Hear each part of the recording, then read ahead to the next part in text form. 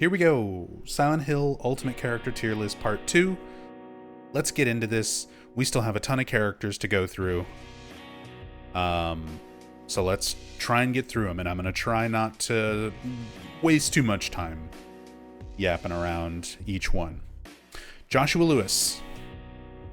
So we put Jack Davis in C tier and Joseph Barkin in B tier. These are the Brook Haven patients, who are parallels to James and Angela and Eddie.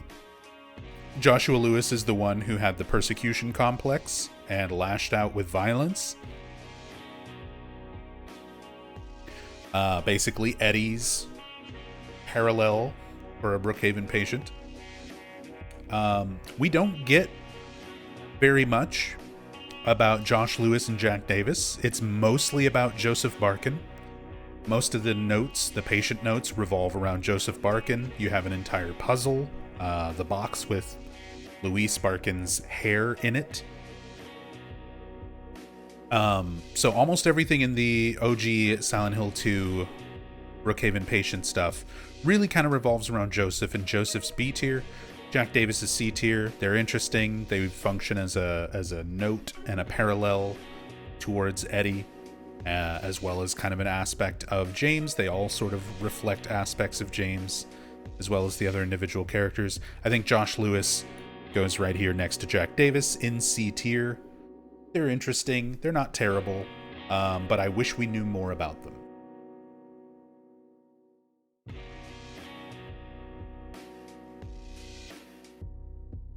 Put him in Don't Care About Them and see what comes out of it. I mean, eventually we're going to get to some characters that start filling this out. Don't care about them, played but don't remember them.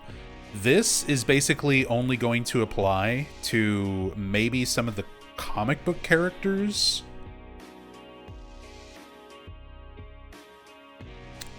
Wait, did this change?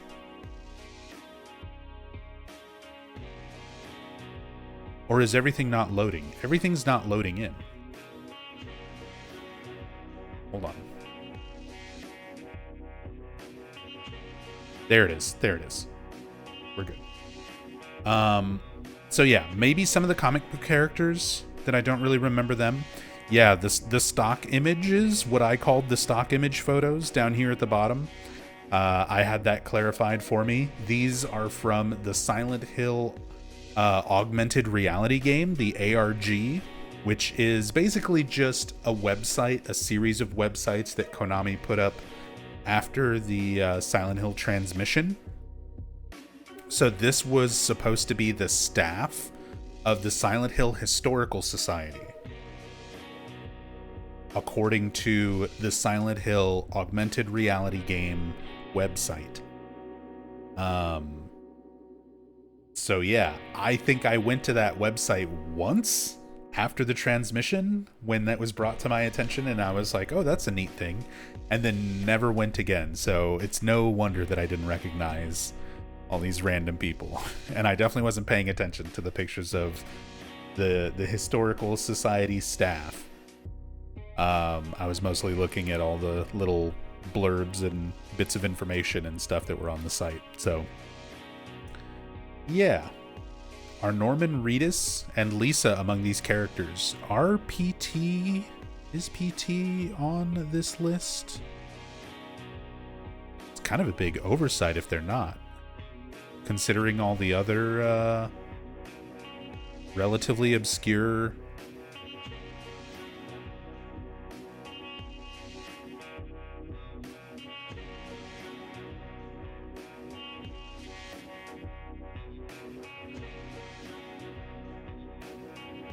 I don't think Norman Reedus is on here. I don't think Lisa's on here.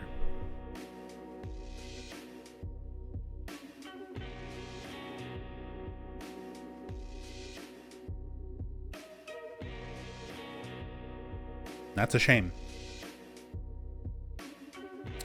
All right. But anyway, let's finish getting through these characters. Next up, Thomas Arasco, Angela's father.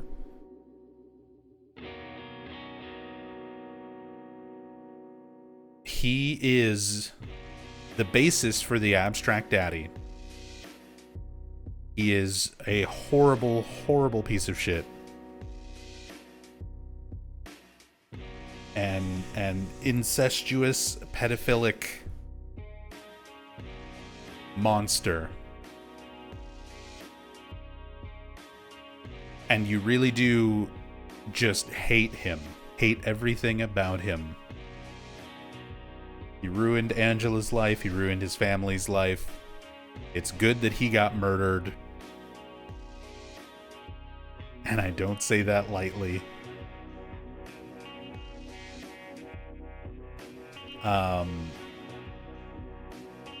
But similar to some of these other characters where there's a certain, they have to have villains. You have to have villains. And as far as villains go, like, he is one of the worst. Just a horrible, horrible person.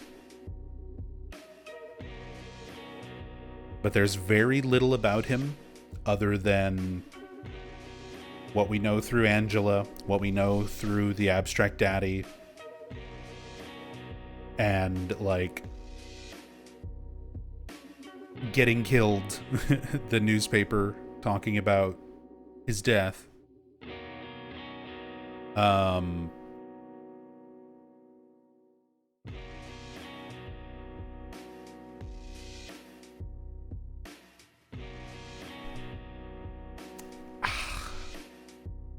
I feel like C tier is where I want to put him just because I hate him.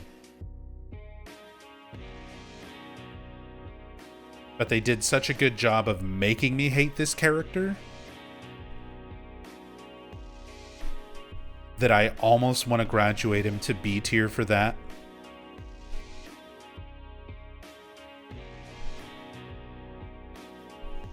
He's going in C tier. The fact you hate him so much is a good testament for B tier. That's kind of what I'm feeling. Similar to Dahlia Gillespie. Like, he's horrible.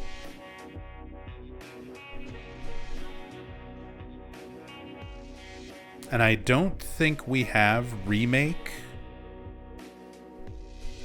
Thomas. We do not. They only repeat a few characters for Remake. I'm putting him in B tier. I'm putting him in B tier. And yeah. Including the remake stuff with this character. The whispering and shushing behind closed doors. And the much more intense Abstract Daddy segments with all of the sounds and visuals relating to Thomas and the abuse and everything. Yeah. I think I'll put him in B tier. I just hate him. Hate him. Mrs. Arasco. Angela's mother. She was verbally abusive towards Angela, manipulated Angela, made Angela feel like she deserved everything that Thomas was doing to her, even though Angela still only latches on to her as far as, like, connections with people in her family. That's gotta be such a horrible, just all around family dynamic. She was probably also a victim of abuse from Thomas. But we know a lot less about her compared to Thomas. She's not manifested as a creature. I think she's going to go C tier. I think she's going to be in the tier below Thomas. Still a very unlikable character. Putting Angela's family into the garbage disposal? Pretty much. Pretty much. Eddie's bully. Bullied Eddie. Called him a fat, disgusting piece of shit. Got shot in the knee. Potentially was manifested into Silent Hill to continue tormenting Eddie.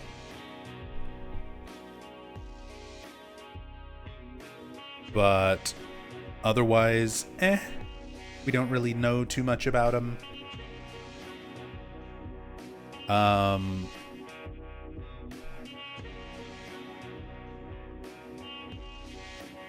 D tier. We just don't know a lot about him. Not a great character. Fuck bullies. Even if it's Eddie. Eddie's bullies go in D tier. Eddie should have shot him more. Or he should have bullied Eddie less. Hey, Puppet Master, can I ask a question? Was Walter Sullivan or anything from Silent Hill 4 mentioned in Silent Hill 1 ever? No. Not at all. Walter Sullivan was not mentioned for the first time until the memo in Silent Hill 2. And it's important to keep in mind Silent Hill 4 was not written at the time that Silent Hill 2 was developed. That should be obvious, but there's a lot of people who seem to think that Team Silent planned out like all of these games all at once ahead of time and then just like made them in order. Game development doesn't work that way. You make one game, you see if it's successful. If it's successful, they let you make another one. And there were different people put in charge, and different people, even if they kept the same staff members, they were switched around into different roles from game to game. So yeah, Silent Hill 4 took the notes and mentions of Walter Sullivan from Silent Hill 2 and expanded on them. But yeah, none of that came up until Silent Hill 2.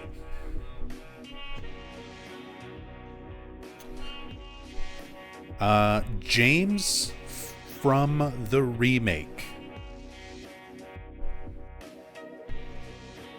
James from the remake. Now, I've already put OG James in B tier, and that's already caused quite a lot of controversy.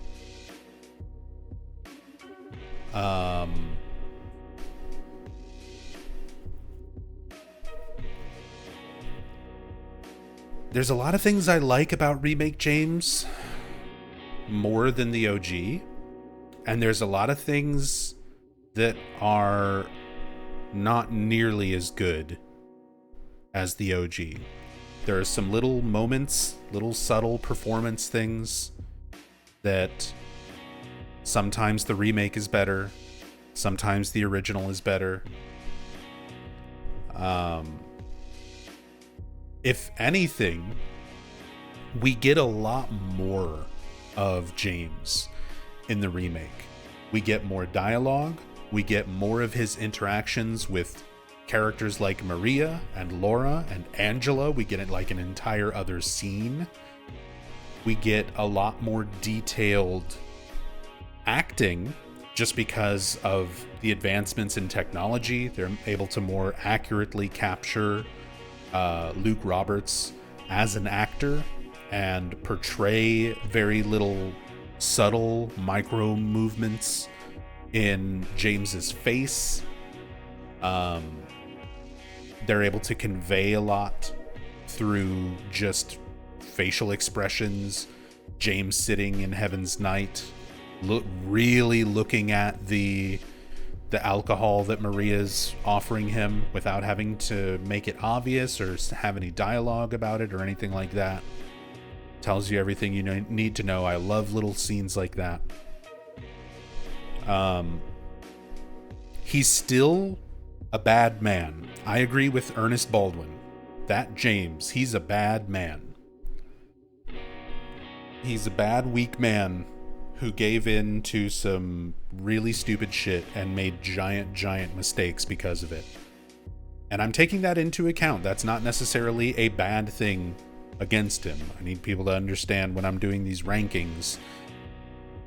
It's fine. It's just opinions, but I'm trying to rank lots of different facets of the characters. How well written they are, how well performed they are. But also just whether I like them or not, based on how they are as people. And a lot of that comes down to how well written the characters are. I think, like I said, because you get so much more about James in the remake, there's a lot of things that were very scarce in the original by comparison. That it adds some extra layers to James. But at the same time, he's still a bad man. I still don't like him as a person. Do you think Remake makes James a more sympathetic character? I think it makes him a less sympathetic character. He doesn't even kiss his wife before he smothers her in the remake. I got more of an impression that OG James at least still loved Mary, and there was some aspect of him trying to free her from suffering. I don't get that from Remake James because of the way that those scenes are redone. It's handled in a very different way, and he comes off as much more of a fake person in Remake. He copies, on the one hand, like, I like that detail. He copies mannerisms from other characters to sort of convince other people, and to some degree convince himself that he is not the piece of shit that he is. He starts doing body language that Angela was doing. He starts repeating phrases that Eddie used after meeting those characters. I like the aspect that he's like picking up things from these other people and trying to project them as part of his own personality to hide who he truly is. Whether he's doing that consciously or subconsciously is up for some debate, but I kind of want to put him also in B tier, right next to his OG counterpart, maybe slightly above, just because we do get more James overall.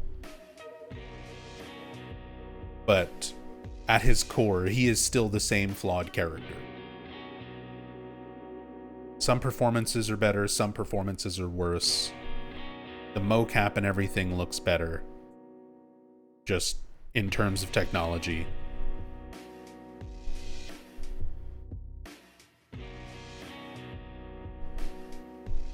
So I think he sits just above OG James on my tier list.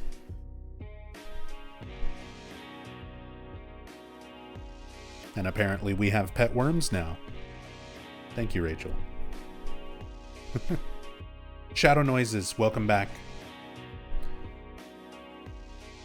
Thank you so much for the 16 months. Very much appreciate the love and support. Thank you, thank you.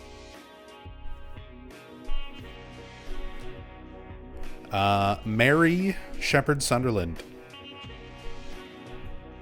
Remake. Mary Shepherd Sunderland.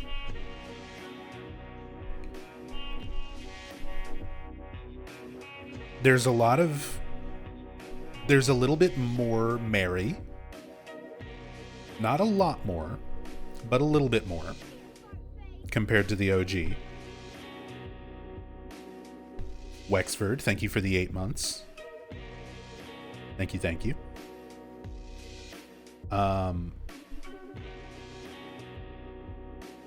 There are some things that were used in the remake that were not originally part of the OG game in terms of Mary.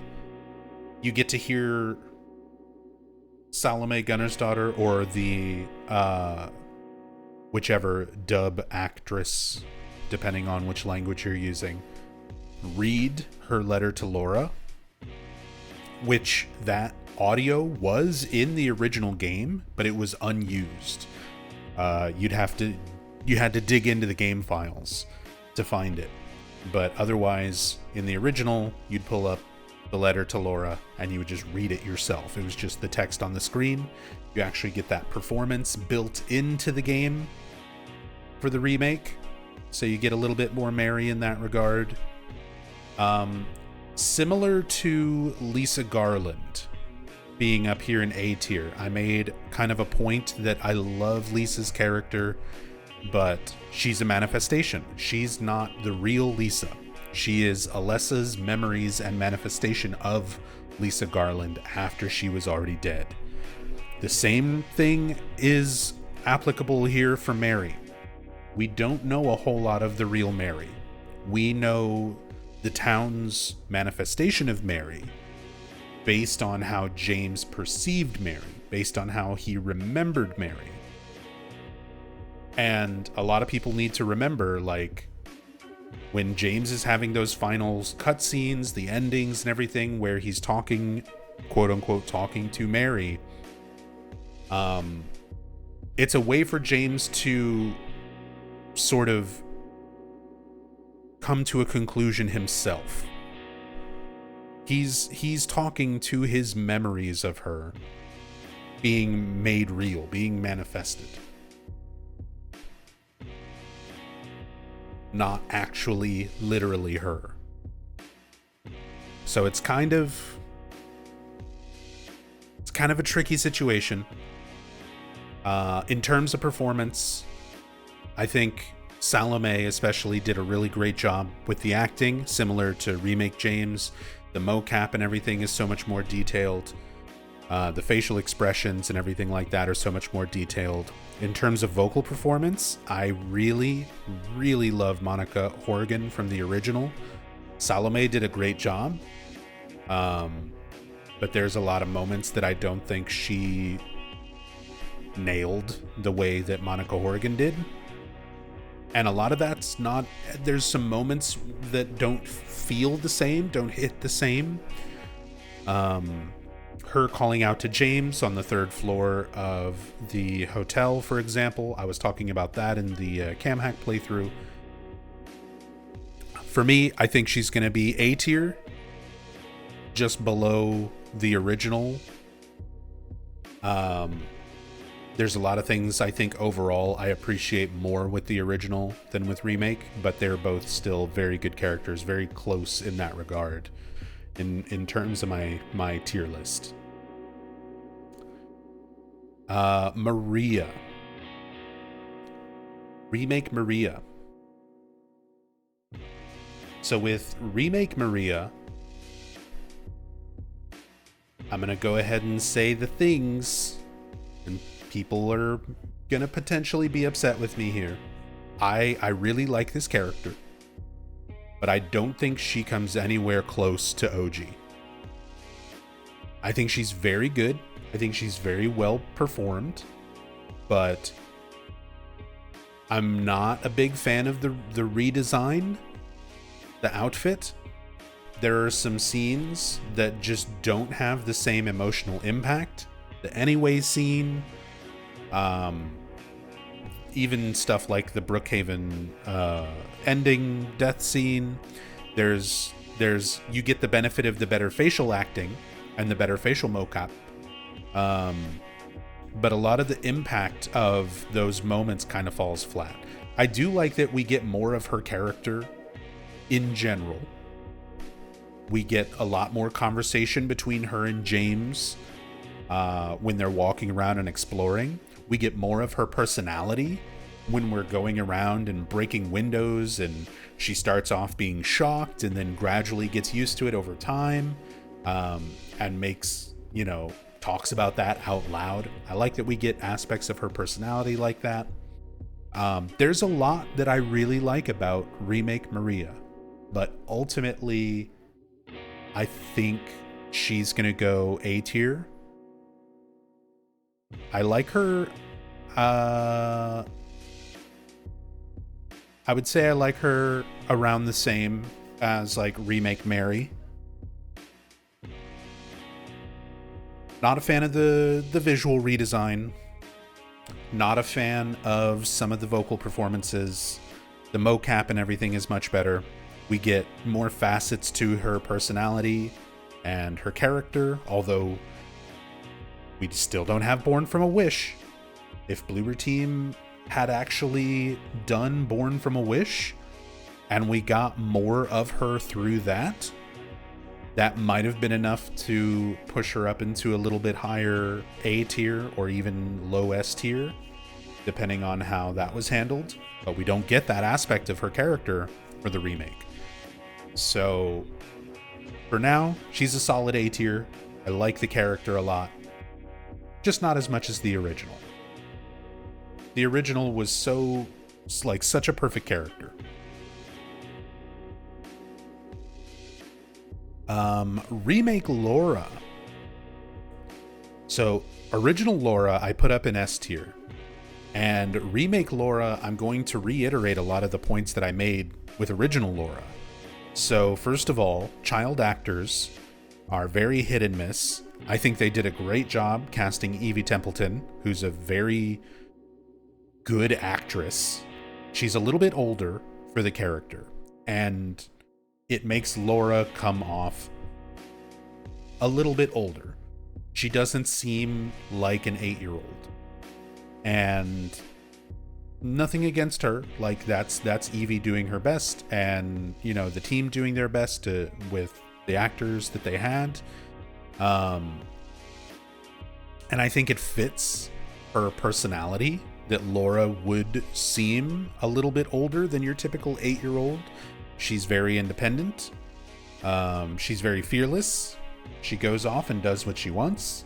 She goes places where she's not supposed to go. She steals things from her nurse's locker.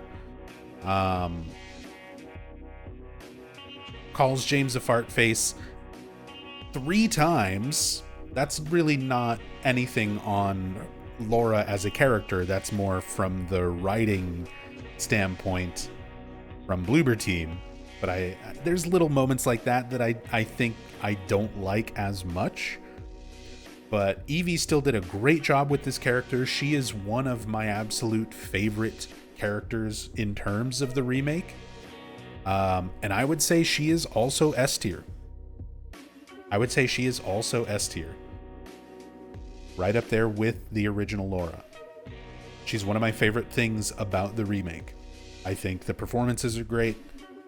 I think the design is good. Like, it looks just like Evie Templeton made into Laura. Really, really good character all around.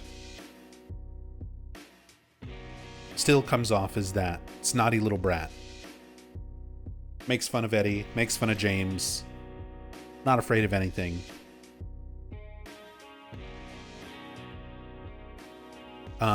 So yeah, S tier. Remake Laura. Eddie Dombrowski. Remake Eddie. He's a very unique character in terms of how the remake was done. Because Eddie's one of the only characters that was voiced by one person and mocapped by another, which is fairly common in a lot of other games. But for Silent Hill, usually your mocap actor is your English voice actor. And so Eddie's performance is kind of split between 2 different actors. You've got your mocap actor and your voice actor. And I think they both did a really good job. I think his redesign, Bloober redesigning him and making him sort of even more disgusting.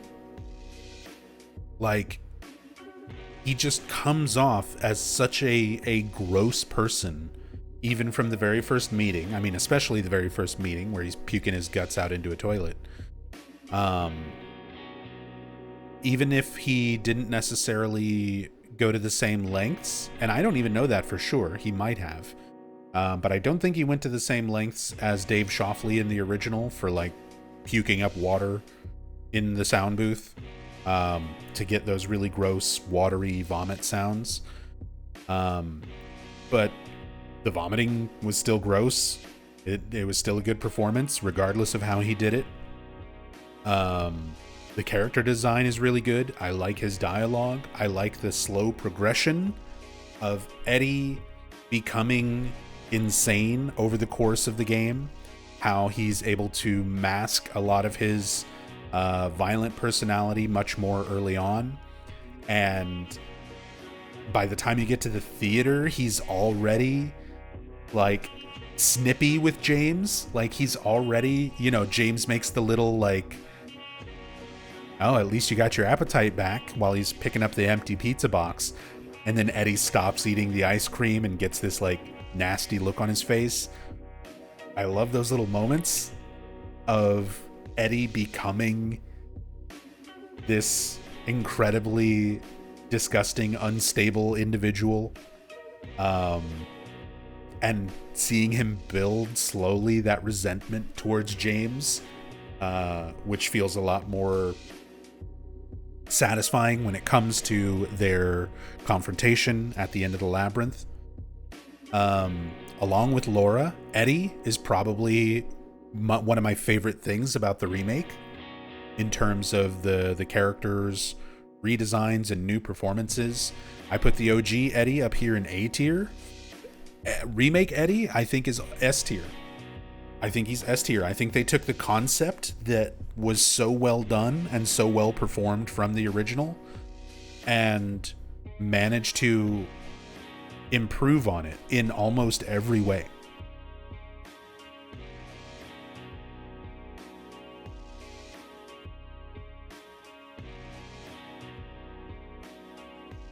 Angela Arasco remake. This is another difficult one because I feel Donna Burke's original Angela, the original Angela design and everything like that, like she's up there in S tier. And Gianna Keel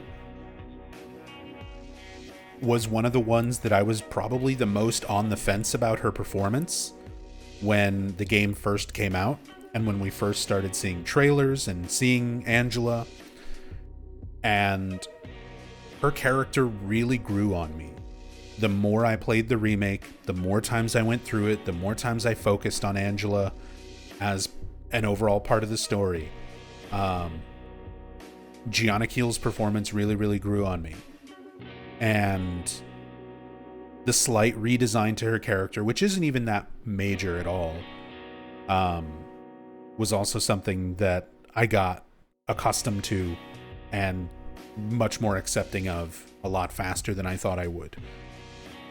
There's so many good little things in the physical acting, in the mocap, her facial expressions, her body language, the newly added Rosewater Park scene, where we even get sort of a glimpse at her otherworld sort of manifesting for her right in front of us, even though we as the player and James as a character is not seeing it.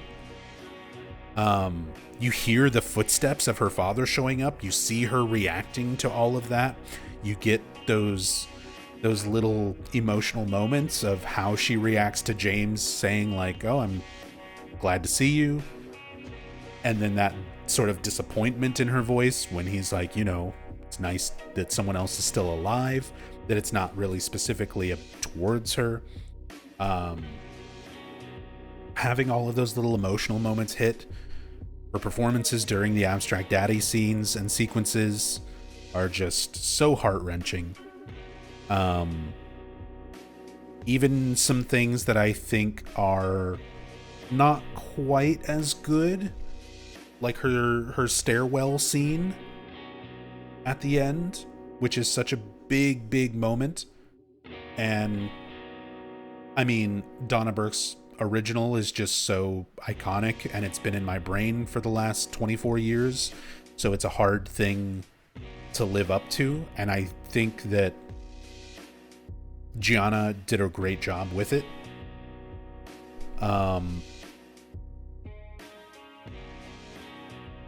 Yeah, I think Remake Angie still going to be up here in S tier. They managed to take this tragic character. I think overall, the original performance and the original character is just going to hold a bigger place in my heart and in my mind. But this was one of the characters that I was so worried about how Bloober was going to handle them. And I think they did really, really well. I think they managed to at least live up to the original without being disrespectful or gross or weird beyond a certain point with it.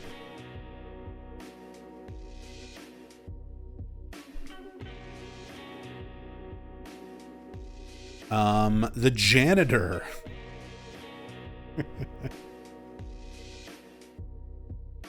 The Silent Hill 2 remake janitor. And I'm trying to remember.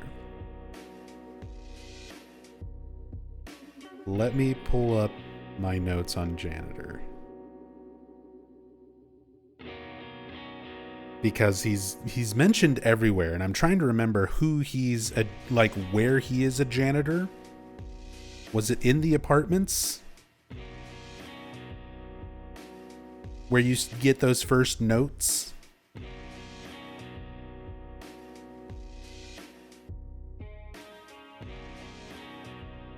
Now, let's see.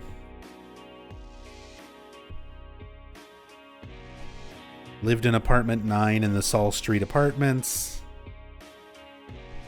He's definitely, you find the notes about him around town during the first kind of intro segment before going to Woodside. He's the parallel to James, who's going around, had his heart broken, trying to repair a vinyl, causing a scene at Bar Neely's. They wanted to add more characterization to James without directly being James in the notes. And it's just kind of a weird addition, in my opinion. And it's also led to a lot of really weird fan theories from some particular people in the community. Who take everything way too literally, and they're like, oh, this note about this janitor, clearly that must have been James, and he lived in Silent Hill and worked as a janitor. And it's like, he went there for vacation, he never took his wife there again. These are like established plot points. None of that would make sense.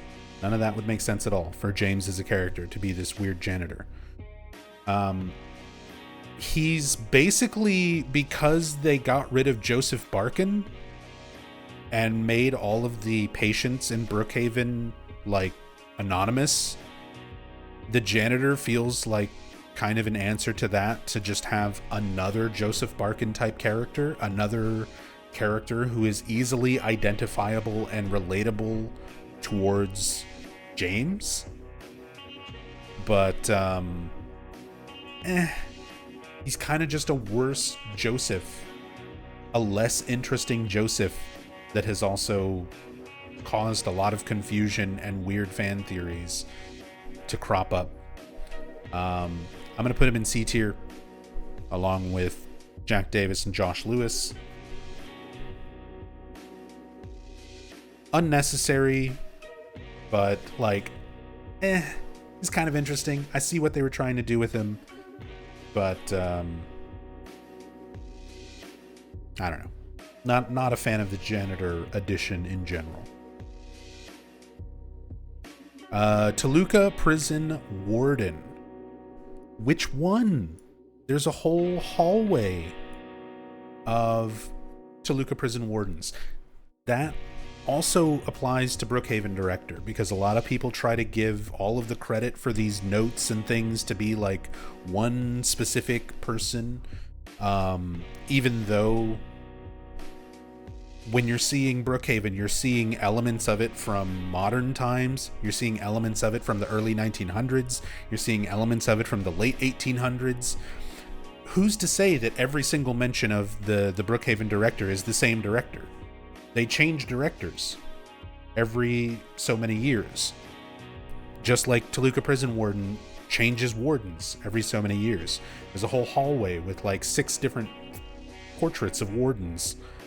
So this is kind of a weird one in general. I don't think all of the wardens that are even mentioned in the notes are necessarily the same warden. And again, a lot of those notes are not meant to be taken literally. They're projections from James's subconscious. They could be alluding to historical events and things that actually happened in the prison when it was still around and functional in the late 1800s, early 1900s. But a lot of them are part of James's delusion and just James projecting things about himself into the context of a prison and a warden and prisoners. So, unnecessary. I'm going to put him in here along with the janitor, Toluca Prison Warden. C tier, whatever. Brook Haven director. Now, Brook Haven director, it was a little bit more concise with what this character was in the original Silent Hill 2. Again, James projecting things into his environment around him, into his reality around him, which is why the Brook Haven director has notes that are written directly to James by name, to indicate that, like, this person who wouldn't have existed in the same time as James, wouldn't have any sort of relation to James, still is writing notes specifically to him, should be your dead giveaway that they're not actually coming from a person. They're things being manifested by the town. They're things being influenced by James's subconscious. They tried to really do a lot more with the Brook Haven director in the remake, and again, it sort of worked almost to a detriment, where it confused a lot of fans, and it led to a lot of, I think, really far-fetched fan theories around the director from some specific people in the community. So I think it's just, it bogs down a lot of the main story just for the sake of, like, having this weird character who's not even necessarily real. Again, we're getting manifestations from James's crazy subconscious to represent these people, not necessarily notes from those people directly that are meant to be taken literally or historically accurate. I like that they tried to add more to the Brook Haven director, make him seem like this obsessive doctor who needed beyond anything else to heal these patients, even resorting to archaic and inhumane methods of quote-unquote treatment, essentially torture, to try and heal these patients. I don't like it as much as the original Brook Haven director. The original Brook Haven director, there's less there, which makes the character a little bit more mysterious. And I'm trying to think of a good way to phrase it, like what a good example is. Like the rewritten doctor's note about pulling a patient out of their delusion and into our own reality. And in the original note, it's like, I'm a doctor, not a philosopher. And they have to make the little addition to the note in the remake, where it's like, not a psychologist like the director. It felt like they were expanding on a character they didn't need to expand on. They could have left this more ambiguous, more mysterious. There's some little details that I do kind of like. I like that they got Luke Roberts to voice the director. Same thing in the Japanese dub. James's Japanese voice actor also is the voice for the Brook Haven director. So they tried to do a little cutesy thing with that. Like, again, some fans are confused and reading into this stuff literally at face value and saying, oh, it's the same voice actor. Clearly, James was the Brook Haven director. Like, damn, James was a busy man. He went to this town on vacation and just decided to move there and work as a janitor and work as the Brook Haven director. Like, what a go-getter. What a busy guy James must have been for all of these theories to coincide with each other. Or the town is just reflecting what's in James's subconscious and projecting it into the environments around him. If he's in a hospital, the notes are framed like hospital notes around doctors and nurses and the director, but it's still all coming from James's mind. If he's in a prison, it's all prison themed, but it's still coming from James's mind. Was James the warden too? James was everybody. That's the remake fan interpretation. James was just everybody.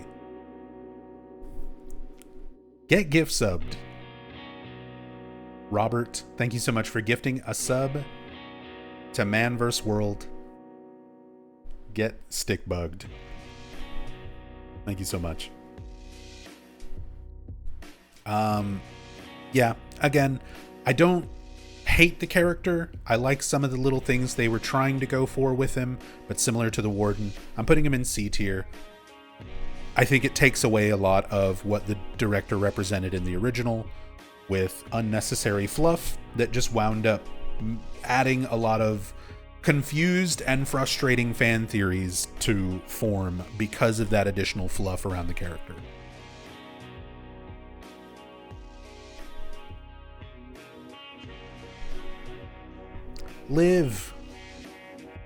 Livlin, welcome back. Thank you so much for the 17 months. Thank you. Appreciate the love and support. Mira the dog. From the dog ending. I love Shiba Inus. The dog is control of everything. Clearly a fan favorite.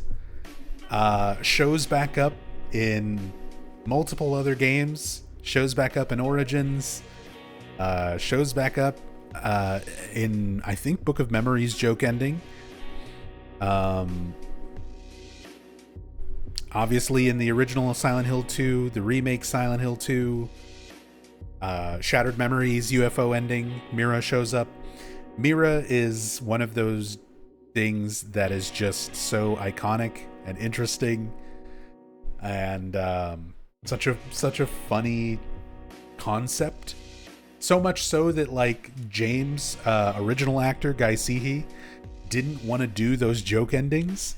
Like, it had to be explained to him from the director many times. Like, this is for players who beat the game like several times. Nobody's going to see this unless they're super obsessive and play the game a whole lot. No one's going to see this on like a first playthrough or anything.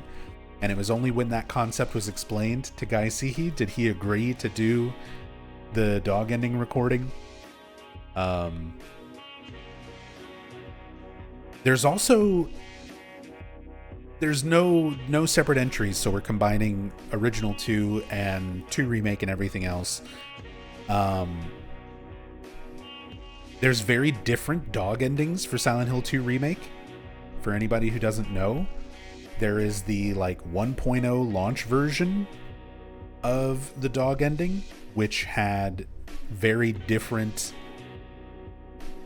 pacing and tone. They made it creepy instead of like silly and funny like the original.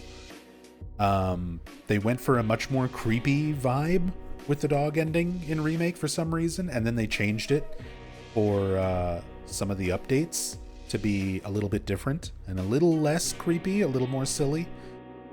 But I love Mira. One of those just joke endings. Didn't they end up using Japanese dialogue for that ending, or am I misremembering? Original Silent Hill 2 has Guy Seehee, the American actor, speaking Japanese. Silent Hill 2 Remake has Luke Roberts speaking Polish, not Japanese temporal fry, because it's a Polish team making the remake, Bloober team, not a Japanese team anymore, like it was with Team Silent in the OG. So, original Silent Hill 2, American actor, is speaking Japanese. Remake Silent Hill 2, dog ending, you have Luke Roberts speaking Polish.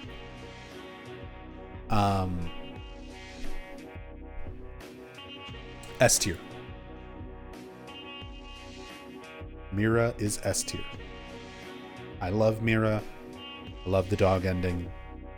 It's just so goofy, so silly, and it's a cute dog. Cheryl Mason number 2, aka Heather, the protagonist from Silent Hill 3. S tier. And as far as S tier goes, she's at the very tippy top of S tier for me, even above the man Harry Mason himself. This is my favorite protagonist and potentially just my favorite Silent Hill character in general.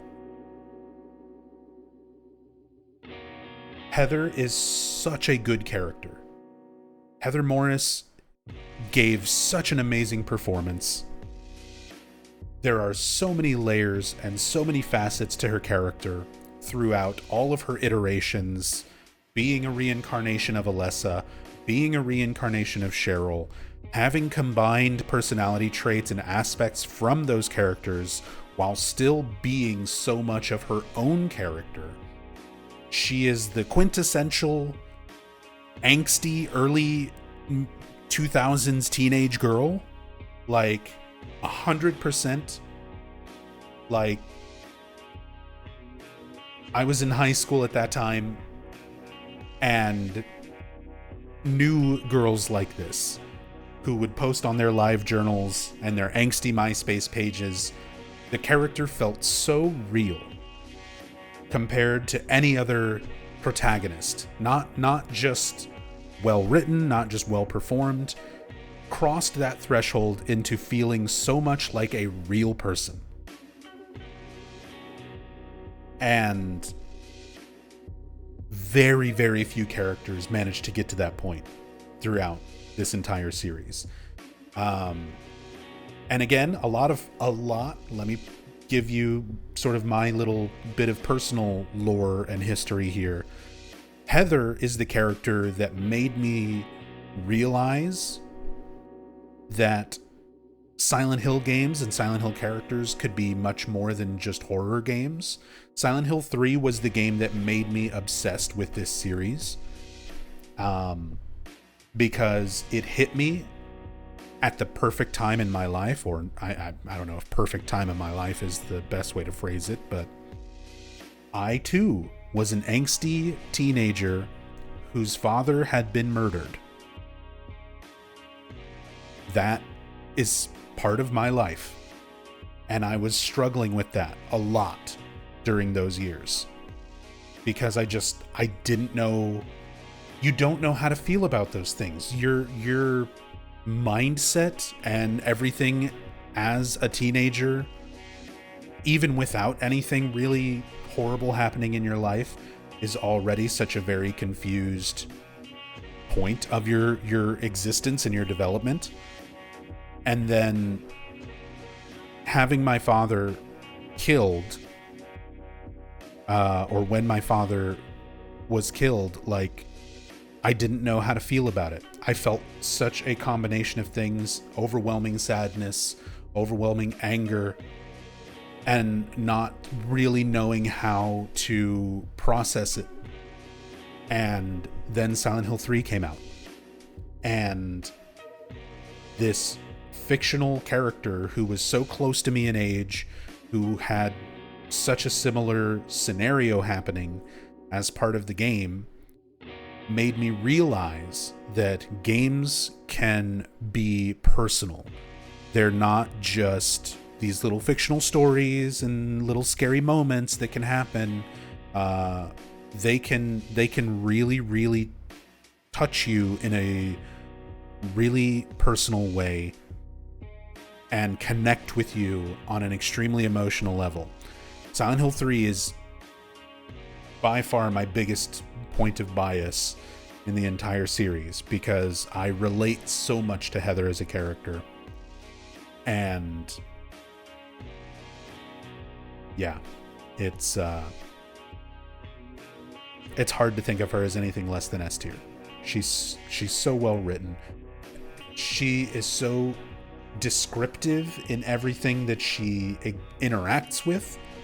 Like Silent Hill 1 and Silent Hill 2, you can examine a lot of things in the environment, and most of the time you get very, very little bits of dialogue, like, oh, I don't need this right now, or just a basic description of, like, here is what I'm looking at, I don't need this right now, I don't need to take this with me type of thing.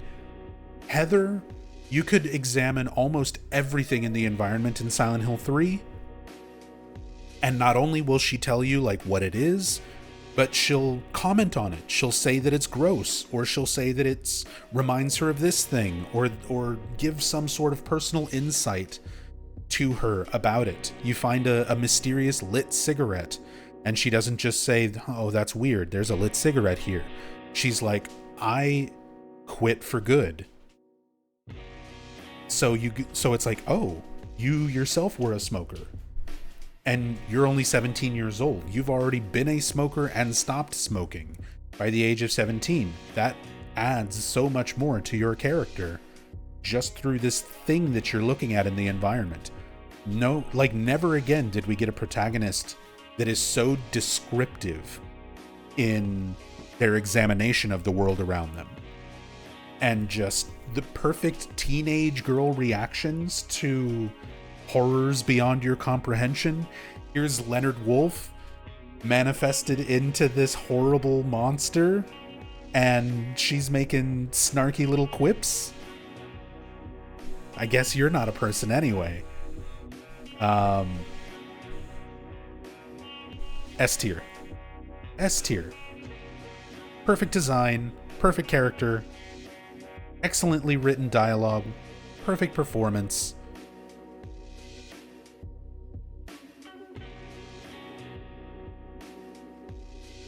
Best character. Best girl.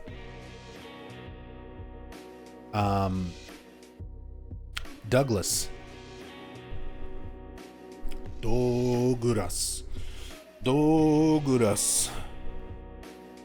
Douglas Cartland, the detective. I really like Douglas. I think having the grizzled old detective as a counterpart to your snarky teenage girl is a really, really nice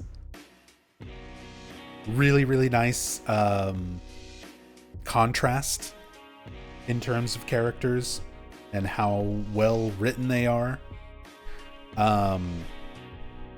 Really wonderful performance as well.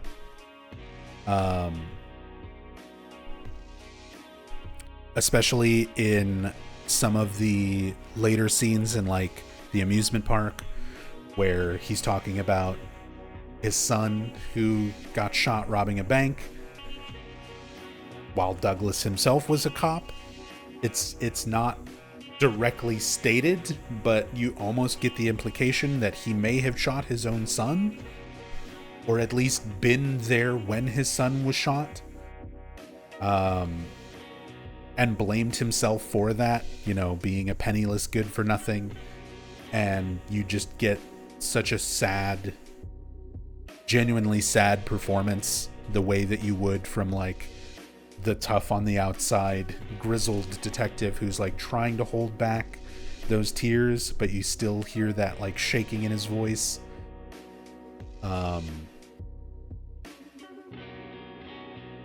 Yeah. I really like Douglas a lot.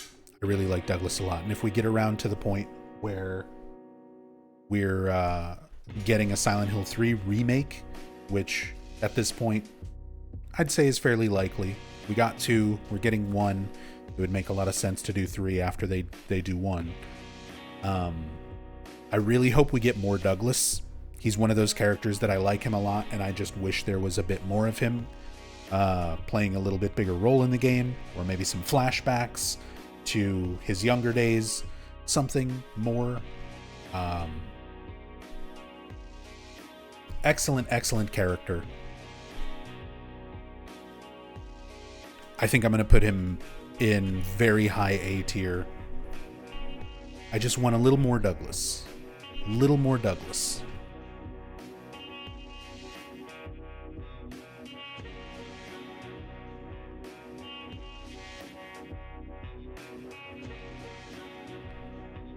Douglas and Heather both lost someone dear to them through senseless violence, and they look out for each other. Yeah, he's definitely got the big dad vibes. And as said, I feel like his character contrasts with Heather's characters so well.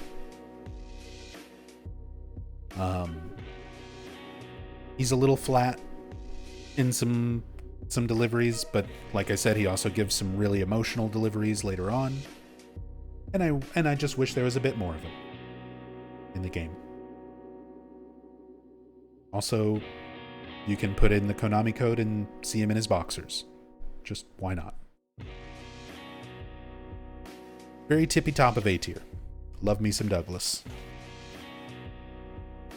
Claudia Wolf. Claudia Wolf. This is another character who I really like a lot. You really get a sense of her past, the way that she views things, very similar to Walter. She is somebody who was so brainwashed and so manipulated by her life of an upbringing through the cult. But you can see that her intentions were meant to be good. Like, she genuinely was tired of seeing suffering in the world. When you find the books that she was reading in her room in the church, and it's like child slavery, you know, and exploitation, and all of these genuinely horrific things, real world things, that there's all this horrible stuff in the world. And Claudia just didn't want to stand for it. She didn't want to allow such a cruel world to continue to exist. I understand her motivations, even if they were, as Rachel said, misguided. And the only reason they were so misguided are because of the cult influence. If it hadn't been for the cult, if she had those same ideals, but was able to not be involved with the cult, you know, she would have been a, I don't know, local politician or an activist, somebody fighting for the good of humanity. But being raised by the cult, she saw only one solution to the world's problems. And that was, let's try to bring about a god that will just wipe it all clean. Send everybody to quote unquote paradise. Well-written character. Really good villain. Really good performance by Donna Burke. Very different. I love Donna Burke's range between someone like Angela and someone like Claudia Wolf. She's just a really great voice actress, really good performer, and I love the creepy quality that she lent to Claudia. She kind of plays a parallel to someone like Dahlia Gillespie. A lot of characters in Silent Hill 3 are meant to be parallels to Silent Hill 1 characters. In many ways, 3 is kind of rehashing events and story beats of Silent Hill 1. But she is what Dahlia was really trying to be. You get more of the human aspect, more of the understanding of the motivation around Claudia. She's not just an evil witch. She is somebody who was manipulated by the cult, had powers very similar to Alessa, you know, just had that unfortunate upbringing. She's essentially what we might have gotten from Alessa if Alessa hadn't gone through the impregnation ritual and the soul split and all of that. If Alessa had been given the opportunity to just live out her life, raised by the Order, she probably would have wound up a lot like Claudia. And the fact that she is still mourning Alessa, yeah, The fact that she genuinely cared for and loved Alessa, like, not just from the cult's standpoint of seeing Alessa as a saint, but from the standpoint of losing a friend who was like a sister to her. Great character, great performance, really good writing. I'm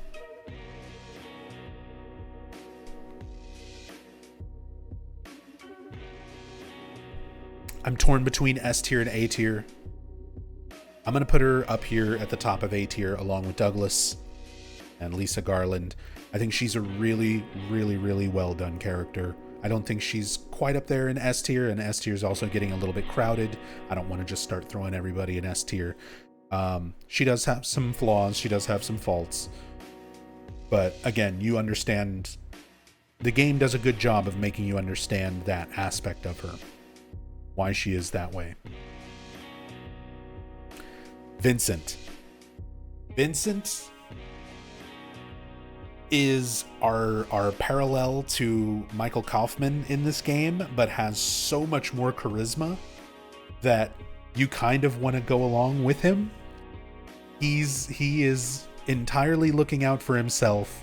He cares about money more than he cares about the cult or his beliefs.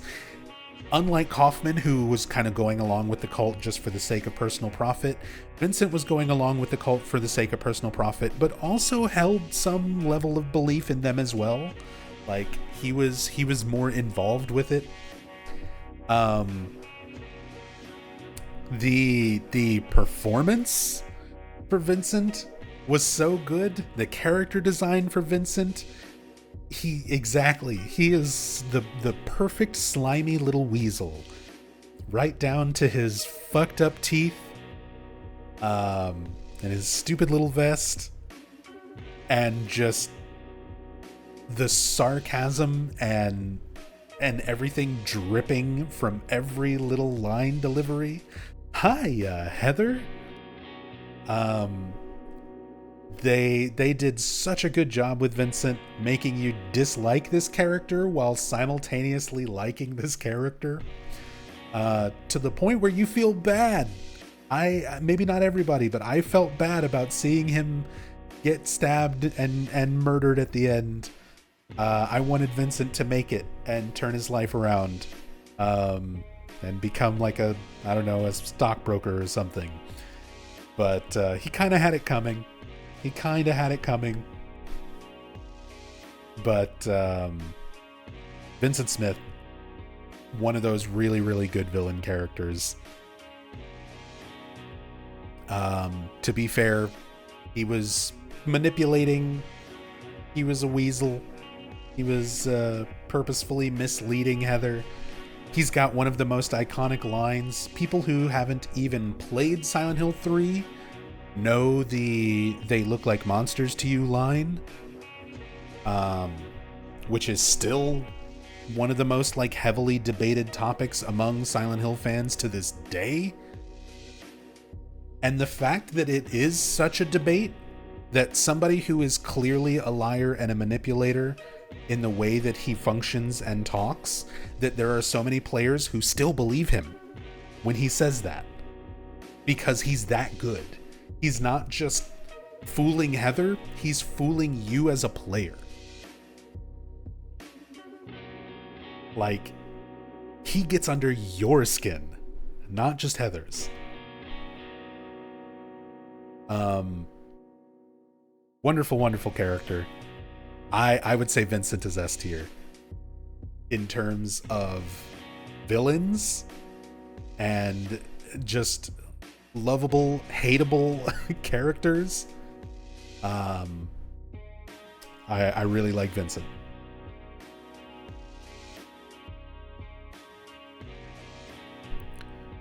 Who do we got here? Valtiel. Now, there's a big question. Is Valtiel in Book of Memories a separate character on this list? No. So we're taking into account all of Valtiel,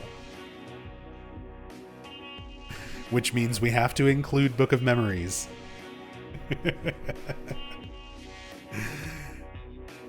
And if we were talking about Valtiel strictly in Silent Hill 3, one of the more interesting creatures, deities, within the belief structure.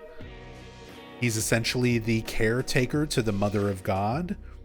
He is ensuring that Heather will complete this ritual, that the god will grow inside of her, and goes specifically out of his way to revive Heather when she meets an unfortunate end before the god is able to develop. Whenever you get specific game overs in Silent Hill 3, you're given a nice little scene of Valtiel showing up and dragging Heather's body away, presumably to bring her back, so that the cycle or ritual birth of the god could continue. And then you see him draping the veil over the birthed god at the very end of Silent Hill 3. Really just iconic imagery. Even if he is another case of almost reused assets, he's got a lot of physical similarities to Pyramid Head, in terms of his body and hands, and smock design. 3 just was kind of making use of things that they already had in a lot of regards, and sort of like repurposing mandarins into closers. Pyramid Head was altered and kind of repurposed into Valtiel, although was done for a very specific reason and gave him his own purpose. Now, Book of Memories unfortunately exists, and Valtiel is a big part of that, because Valtiel is the guy who gives you your quests at the start of every zone. And the idea of this powerful deity who has control over aspects of the other world and functions as the caretaker of the Mother of God, also being this guy who is telling you, hey, escort Mira the dog to the end of the zone and I'll give you a sword or an artifact. They just made him your generic quest giver in Book of Memories.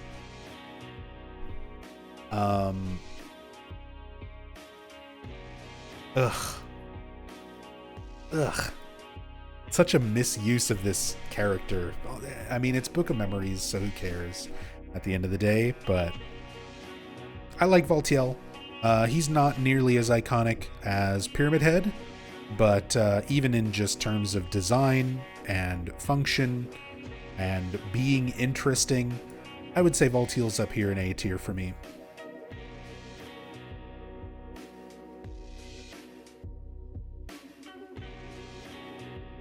He makes you face the Butcher, Pyramid Head, and Boogeyman all at once. Fuck that. Yeah. He does have some very bullshit quests.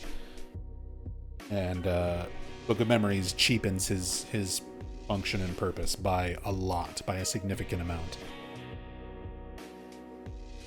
Temporal Fry says, I have a personal query to investigate as to whether or not Pyramid Head and Valtiel could be the same being. Confirmed by Masahiro Ito and the Lost Memories Silent Hill Chronicle that they are not. Even though they do have similar roles and similar appearances, go read the Lost Memories Silent Hill Chronicle. There's an entire thing about Valtiel, along with creator commentary about his purpose. Or just go watch my video where I read all of the Lost Memories Silent Hill Chronicle.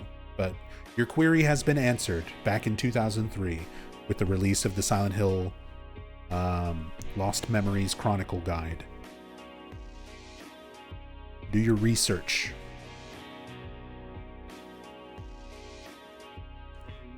The Missionary. The Missionary. So, first of all, kills Harry and doesn't even do it fair and square. doesn't fight him, just fucking slices him up in his easy chair, his lazy boy. So I hate him. I hate him so much. I understand why it had to be that way. It had to be as cruel and sudden and shocking as could be, because that is what is going to make Heather feel the worst, and whatever makes Heather feel the worst is going to make the god grow that much more. The god inside of her is growing and feeding off of Heather's negative emotions. That's the entire reason that Claudia did what she did, called the Missionary. Missionary killed Harry. If it had been a fair fight, Harry absolutely would have won. So it had to be done that way. But I hate the Missionary. I hate fighting the Missionary. I've lost a lot of time on speed runs fighting this stupid Missionary, where he just decides to run off and spin in circles in a random corner of the roof instead of running at me so that I can kill him quickly on a one cycle.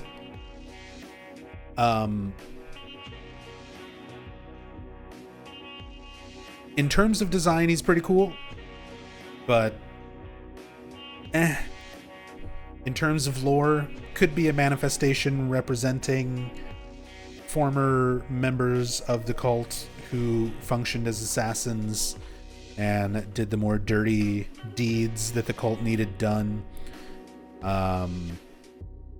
Could be an actual member of the cult wearing a thing on his face with blades on his arms. Probably not. More likely, creature manifested from Claudia's power and will. Missionary I'm putting in C tier. Don't like him. Don't like him. Cowardly. Killed my favorite character. Killed Harry.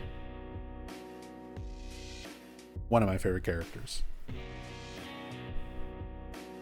I know it had to be done, but fuck that guy and all the time that he made me lose on speedruns over the years.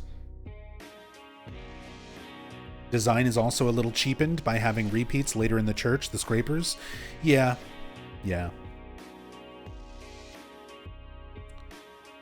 Stanley Coleman.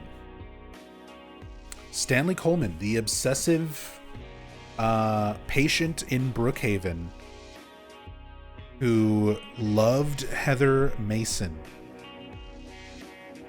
wrote many different diaries, and left behind his creepy little doll. For a character you never get to see, for a character you only ever hear a few choking breaths from him, you never hear his voice other than being number 7 in the underground part of Brook Haven. I can appreciate the well-written, creepy character, even though it's like they managed to make this guy so hateable and so disgusting just through a doll and diaries. That's impressive. Not to mention, like, I don't know, it's so well, yes, Stanley's such a well-executed scare for people who pay attention to the environment and read notes. And I feel so bad for the people who play Silent Hill games like that, where they don't read. Because you miss out on a lot of this stuff. And there's a lot of optional ones, optional diaries, if you don't do them in a particular sequence. Some of them can be very easy to miss. Creepy, obsessive, weirdo, loves Heather, has a creepy doll. Really well written. I think he's going to go in B tier for me.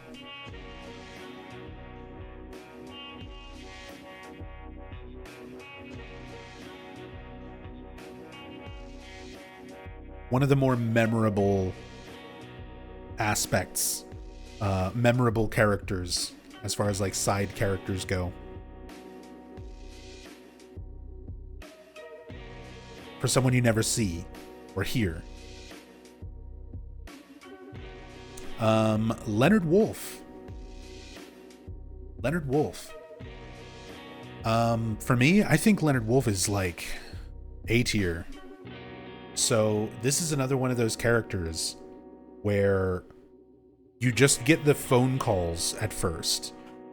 But if you really take the time to kind of analyze the dialogue and put together the notes of Brook Haven, there's very few side characters where I took the time to go through and write up a whole bunch of dialogue and notes regarding a specific character, and I did that for Leonard Wolf. Let me see if I can actually, if I still have those Leonard Wolf notes.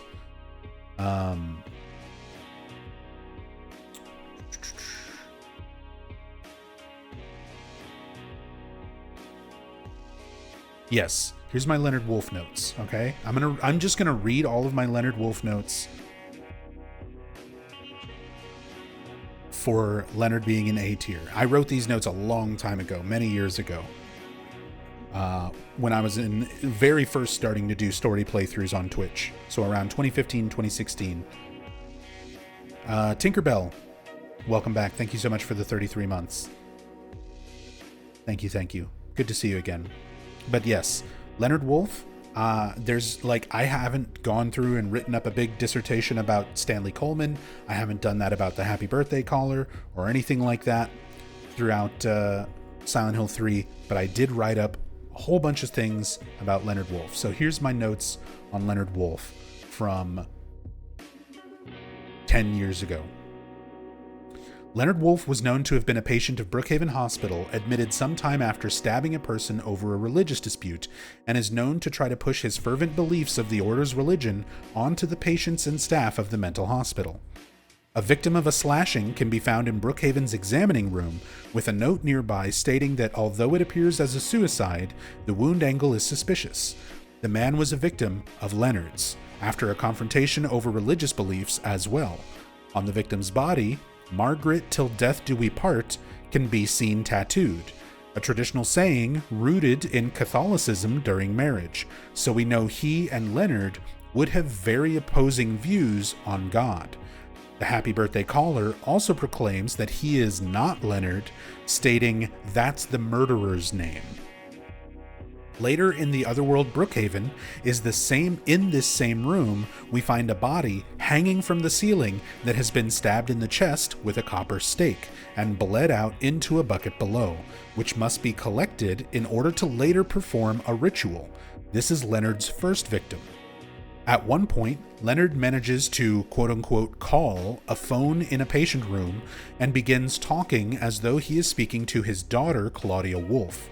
This is likely a form of communication that's common between these two, the phone acting as a vessel for the two to speak via psychic ability, and thus is able to be used by Heather and her psychic abilities as well. Leonard begins by responding to Heather harshly, thinking that it's Claudia lying about her identity to avoid responsibility for something, and implies Claudia has behaved this way before to his disapproval. He goes on to ask, "Have you come to apologize? Or maybe you don't realize how foolish you've been. The salvation of all mankind. Ha! What a ridiculous dream." This gives the impression that Claudia and Leonard have discussed their personal beliefs within their faith as opposing views many times already. Leonard believes the unnecessary people must be killed off, leaving behind only the followers of the cult, whereas Claudia seeks salvation for all mankind via total extermination at the hands of God, a world cleansed by fire. His standing disappointment in her can be inferred by his dialogue, "How did you turn out this way? Where did I go wrong?" Finally, after shouting and forcing Leonard to listen, Heather convinces him that she is not Claudia, much to Leonard's surprise based on his tone, and he reveals he is, in fact, Leonard Wolf. Heather reveals she's looking for Claudia, and Leonard can sense her intent to kill her. While at first he seems indifferent to this, he replies, "She is a fool, but she's still my daughter. I was going to forgive her if she changed her ways," showing that at some level, Leonard did still love Claudia. After this realization, Leonard chooses instead to ask Heather for her help in freeing him from Brook Haven, revealing that he is quote-unquote locked up in here and wishes to also stop Claudia. However, when Heather asks for his location, Leonard states he's not sure but mentions a door at the end of the hallway on the second floor that prior to this conversation did not exist. He goes on to tell Heather that he can be of help to her since he possesses a seal, the Seal of Metatron, which when used by someone of great faith, like Leonard himself, can be a powerful tool for delaying the effects of the otherworld on reality and stalling the birth of the cult's god. When returning to the second floor hallway, an unmarked door now appears where previous to Leonard's mention was not there. Perhaps an example of the town's power manifesting something or changing reality only once someone has the knowledge or belief in it. This leads to the otherworld Brook Haven. A notebook from Leonard can be found on the first floor day room, stating that the world is teeming with unnecessary people. It's God's decision that I fight. As a knight of honor, as a protector of the seal, I sacrifice myself to the blood of criminals. Leonard's victims, who he saw as criminals for not believing in the cult's faith, were the unnecessary people to him. Leonard will sacrifice himself for their blood, in his own words. This has two different meanings. Leonard sacrifices his freedom by becoming detained and confined for murder, but he will also literally sacrifice his life later to the player's own hands in exchange for the blood of his victim. All that's left is the ritual itself, to be performed in Leonard's room on the first floor of the otherworld Brook Haven. A book titled Lost Memories, a reference to Heather's own lost memories of her life as Alessa, can be found on a table in this room, reading, "One characteristic mentioned only in rare documents and dying out in the modern age is that of the ritual sacrifice. Offering prayers, pierce a man's chest with a copper stake, drench the altar in the blood which spouts red from the heart, to praise and show loyalty unto God." The book mentions sacrifice, just as Leonard had mentioned in his own notebook. Leonard had performed his own sacrifice in Brook Haven in a show of loyalty to his god, and now the player, as Heather, must repeat the same ritual, using the knowledge gained from the book, the victim's blood, and a combination of the town's power and her own latent psychic abilities. The altar is prepared, and once you apply Leonard's victim's blood, a hole and ladder down to a watery chamber appear. Leonard Wolf has sacrificed his freedom out of loyalty to his god and been given a new, horrible, yet powerful form during his incarceration within the otherworld, to act as the protector of the seal of Metatron, one of the few things that could potentially prevent the birth of God. Leonard Wolf is here, confined to the otherworld, with the seal of Metatron, hidden behind a ritual of his own faith by Claudia, in order to distance the powerful item from her and her plans. Leonard has taken on a monstrous new form during his time in the otherworld, yet through his psychic abilities, he is still able to communicate with Heather. As Heather explains her stance, Leonard becomes aware that Heather herself is not a follower of his faith, thus sees her as a criminal, a heretic who plans to use the seal of Metatron to destroy his god, the god to whom he swore loyalty and sacrificed himself. Leonard then attacks, and Heather must defend herself, ultimately killing Leonard. After Leonard has been killed, the otherworld subsides, and Heather awakens in Leonard's room in the normal world, and discovers the seal of Metatron left behind, with no trace of Leonard's remains. Upon leaving Brook Haven, we see a scene of Claudia and Vincent talking to each other, Claudia expressing that she is upset, Vincent revealed the location of Leonard, sending Heather to him, knowing and even counting on the outcome of Leonard's death. Claudia tells him it's your fault that he, showing remorse towards the death of her father, despite their oppositions to each other. Vincent reveals the nature of Leonard Wolf in the past, having been witness to the abuse Claudia endured at his hand. Despite this, Claudia and Leonard, at some level, still cared for each other.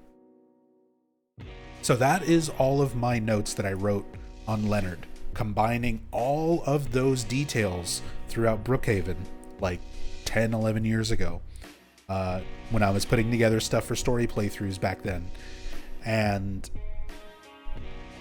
it's so easy to not recognize all of that. Like, you pick up on some of it, you pick up on the notes, but when you really put it all together and have that realization of, like, Claudia cared about her father despite the abuse, Leonard cared about Claudia despite their difference in beliefs, Claudia kept Leonard locked up with the Seal of Metatron because he would have been one of the only people, and the seal would have been one of the only things that could have potentially stopped her.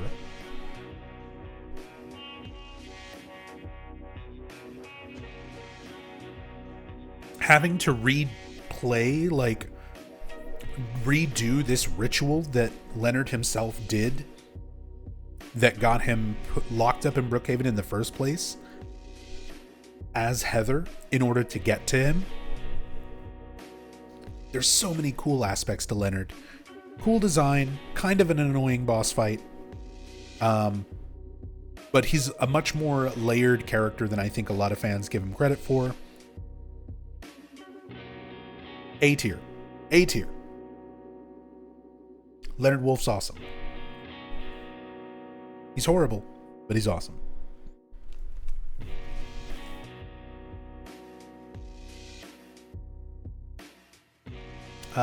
Did I see the Anime Expo panel on Silent Hill F? They released some new information. I did. I don't know if we'll get to that today, but maybe tomorrow. I do want to go over some of the new Silent Hill F stuff that got announced at Anime Expo, and I also want to go over the voice acting panel from Fire and Ice convention, where they had a bunch of the original Silent Hill 1 voice actors. So those will be future videos. Today we're doing tier list. Memory of Alessa. Memory of Alessa.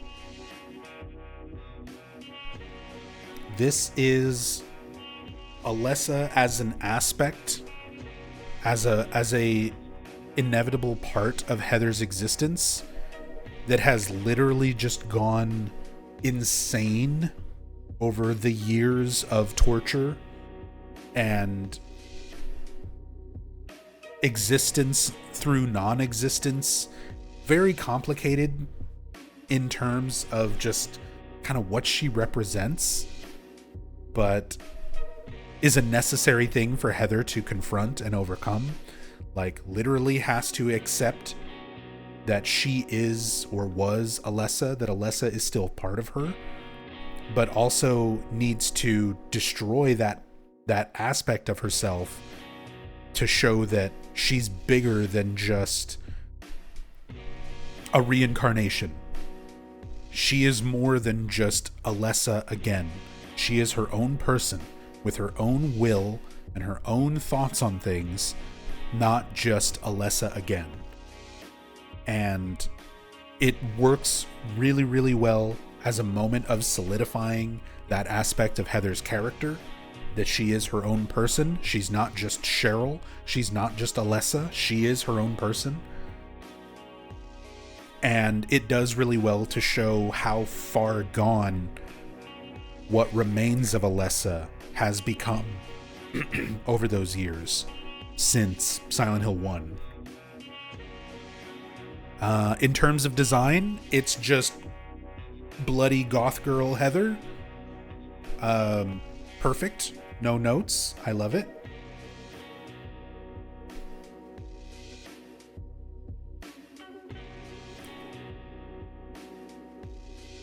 The boss fight itself is interesting. All the different phases with all the different weapons on this big spiraling horrible merry-go-round that's constantly sinking further and further into the earth.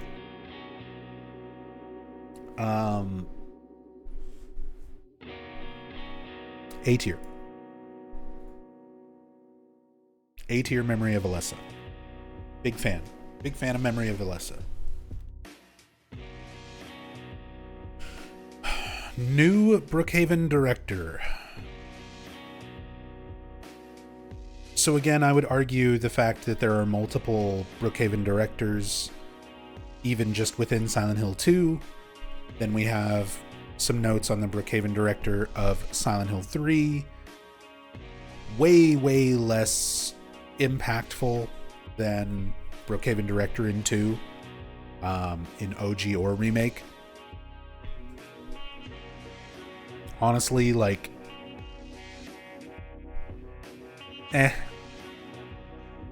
don't really care much one way or the other about the Brook Haven director and their role in 3. Like, it's not nearly as interesting as it is in Silent Hill 2, which I put those at B and C tier. I would say this is C, maybe even my first don't care about them. Like, they could have been omitted from Silent Hill 3 in general, and I don't think most people would even notice.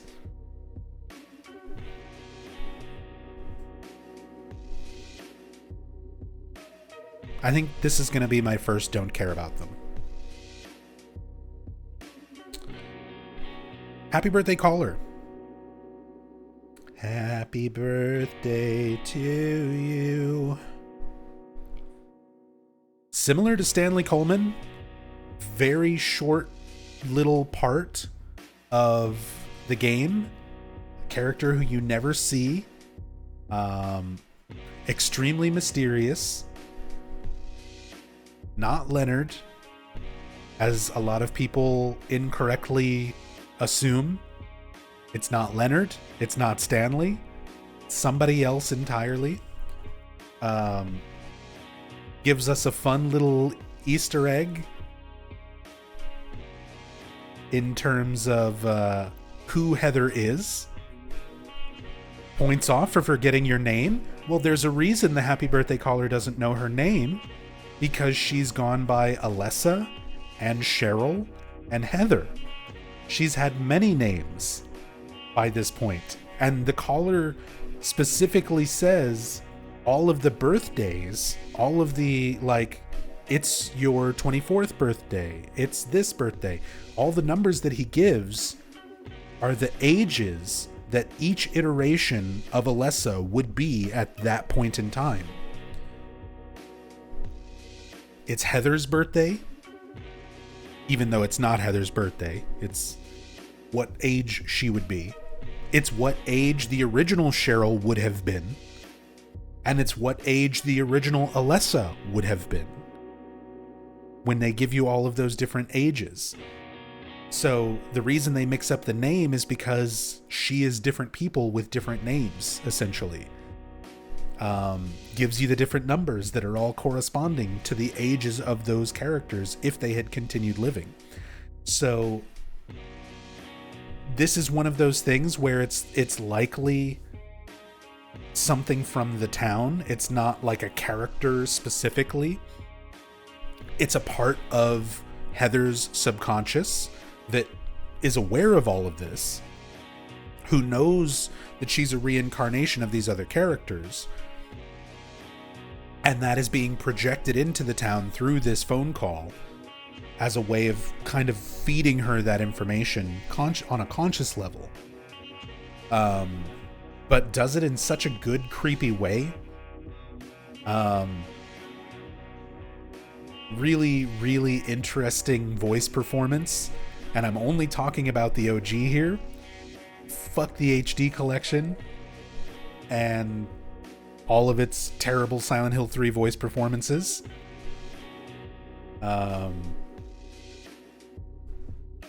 Yeah. I would say happy birthday caller. right up there with Stanley Coleman in B tier. It's a little short part, but the voice and the scene is so iconic and creepy. Such a great, impactful little moment. Gives you some genuine information about Heather as a character, and then refuses to elaborate. Just show up, deliver information in a creepy way, never heard from again. Gives you a little bit of information on Leonard and Stanley as well. B tier. B tier. I like me the happy birthday caller. Not up on A tier, but definitely interesting. The Cassette Cultist.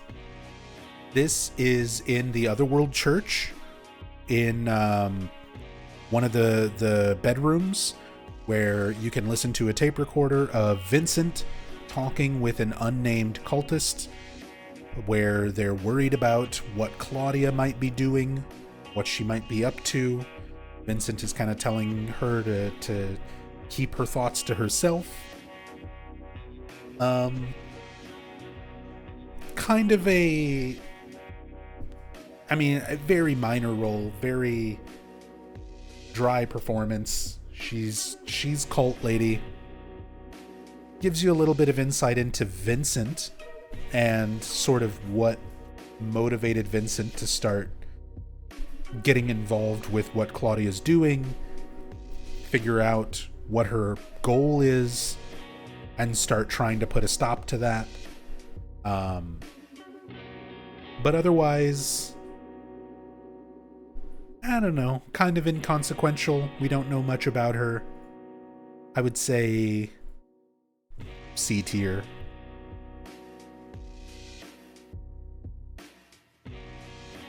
The aliens. This is specifically the Silent Hill 3 aliens, but I'm assuming this is just our representation for the aliens throughout the entire list.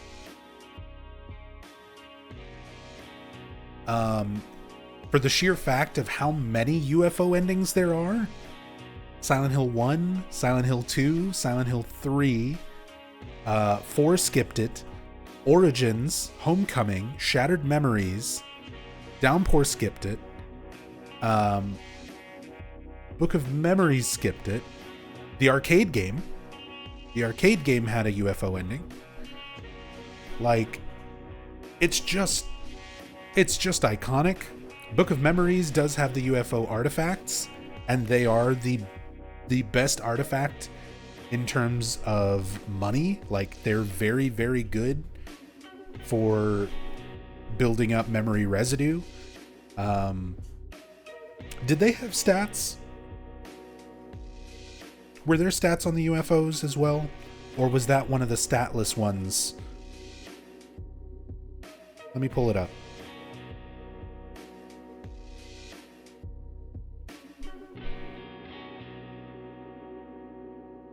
If that information's even online. There it is. The UFO model. +5 agility, -3 dex, -2 strength. So it's really good for agility. But it does have the negatives. It's still anything that's a +5. I think +5 is like one of the biggest bonuses you can get from an artifact. And agility is a pretty important stat. So, decent stats. It's worth the most residue. And also just leaving Book of Memories behind now. The UFO endings, they're really funny. They're really enjoyable. I love the continuity between at least the ones in 1, 2, and 3. And the aliens appearing. I love the references of stuff like Mars Attacks. The old Mars Attacks Tops trading cards were the inspiration behind the original UFO ending. Yeah, I love the aliens. I love the UFO endings. I feel like stuff like the dog ending is more interesting, more just bizarre.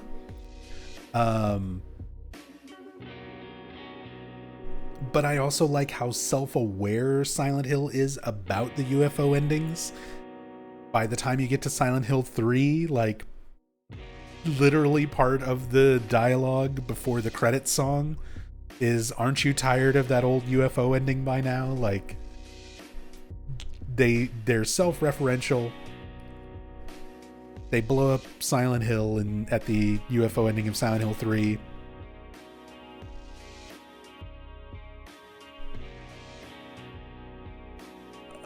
I'm torn between S or high A tier.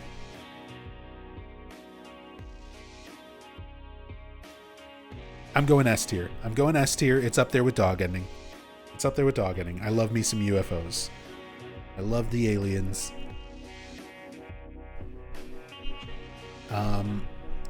Silent Hill 4 characters.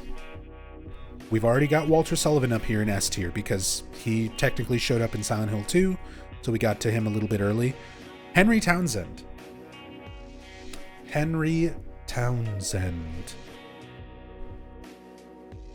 A lot of people really relate with this character, and there's a lot of fans who really enjoy Henry. Yeah, exactly. Relate to his headaches.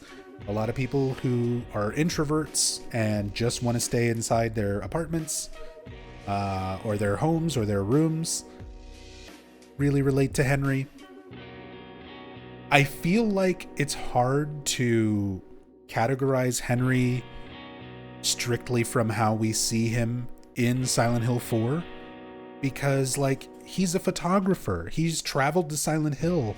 He's not necessarily the introvert that a lot of people paint him as. Yeah, he graduated. He's got his degree, a picture of him in his graduation cap and everything on his desk. I don't think he's the character that a lot of people picture him as, because they're only seeing him after he's been starving and not sleeping in his apartment for several days, which has a tremendous impact on how he's functioning as a person. I think if we were to know Henry a year or two before the events of Silent Hill 4, he would seem like a very different person. Going out to places, going out to locations, working as a photographer, getting out of, going through college and graduating. Like, he seemed to have had a life, and a lot of people only strictly look at the way that he's handling being trapped in room 302. So it's a little bit of a mixed bag there. I think a lot of people misinterpret Henry's character, and at the same time, we don't get a whole lot of Henry's character. That is the biggest issue with Henry when it comes to Silent Hill 4. Silent Hill 4 is fantastic as a game and as a story because it is not really about the protagonist. It is about Walter Sullivan. It is Walter's game, not Henry's. We're experiencing everything from Henry's perspective, but it is Walter Sullivan's game. And they spent so much time focusing on Walter and giving Walter his backstory and his purpose and his multifaceted character. Again, he's up here in S tier for a reason for me. That Henry kind of got neglected. Henry kind of got neglected in terms of characterization. He just comes off as very flat, very dry. He says what the hell a lot. And I think a lot of players misinterpret him. They view him as this introvert when I don't think he necessarily is. They view him as this person who's like mildly, I've seen a lot of people saying that he's like mildly perverted because he like uses the peephole to look at Eileen. He didn't make that. Joseph did in his previous attempts to escape room 302. Like, I don't know. I feel like there's a lot of Henry that's misunderstood, and unfortunately not enough information about the character, to really get to know him outside of just the events of Silent Hill 4. He plays his role. He's part of Walter's ritual. He does what he needs to do. He seems to care for Eileen and goes out of his way to try to help her and protect her. He seems like a good dude, good guy. He's not like a piece of shit like James. But he's definitely not like Man of the Year like Harry Mason. Or Woman of the Year like Heather. He's just kind of there.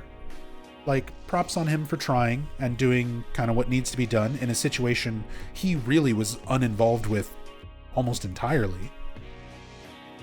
I'm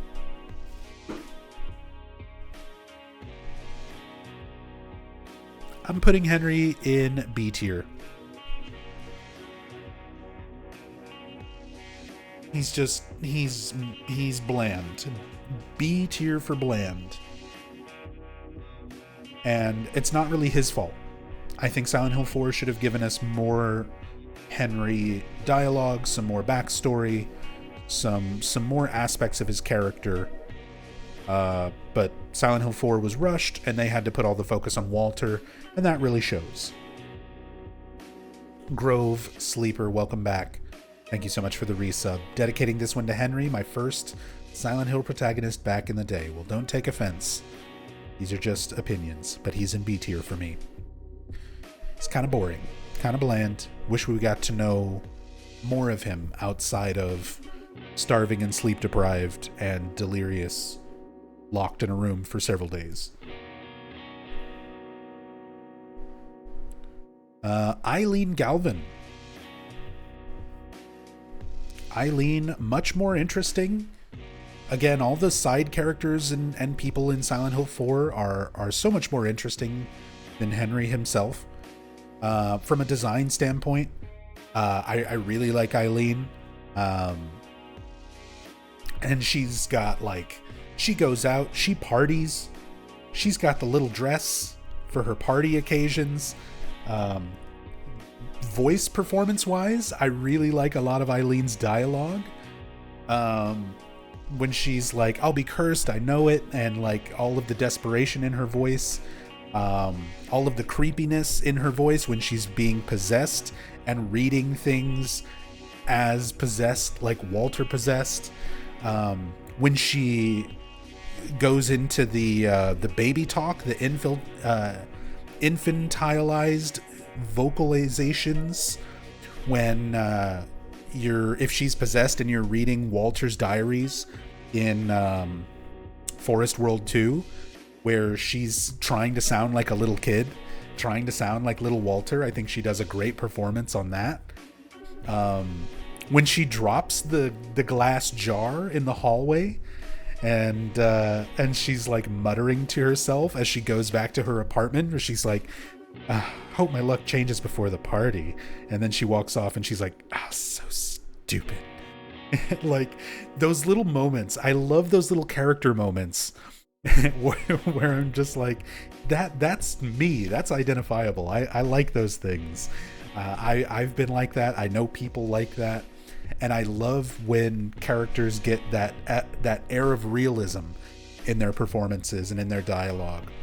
Not to mention, she does have that history with Walter. She gave her doll to Walter when she was just a little girl, and had her prized doll, and gave it to Walter because she felt bad for him. Eileen, very, very solid A tier. Right up here. Right up here. Really like Eileen. Hope my luck changes before the party. Stupid. So stupid.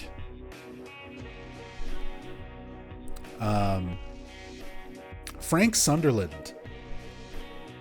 The father of James Sunderland, Frankie Sons. He is the superintendent of the South Ashfield Heights apartments. And such a fucking weirdo. Yeah, Rachel, he's fucking weird. Now, we have to keep in mind we have to keep in mind, if it wasn't for Frank being an absolute total fucking weirdo, Walter would have been unstoppable. Please remember that if you like the good endings of Silent Hill 4, personally I don't. I like letting Walter have the apartment. It's one apartment. It's all he wants. Let him have it. But if you like the good endings of Silent Hill 4, if you like the idea of stopping Walter Sullivan and living happily ever after, none of that would have been possible if Frank hadn't been such a weirdo and kept Walter's umbilical cord. Tassadul, thank you for the raid. Thank you. Once again, a villain is defeated by weird old guy. Yes. And if they, speaking of weird old guy, if they ever do a Silent Hill 4 remake, get Guy Seehee, the original James actor from OG Silent Hill 2, to play Frank Sunderland, please. Because that would be perfect casting. That would be perfect casting if we get to Silent Hill 4 remake. Let Guy Seehee be Frank Sunderland.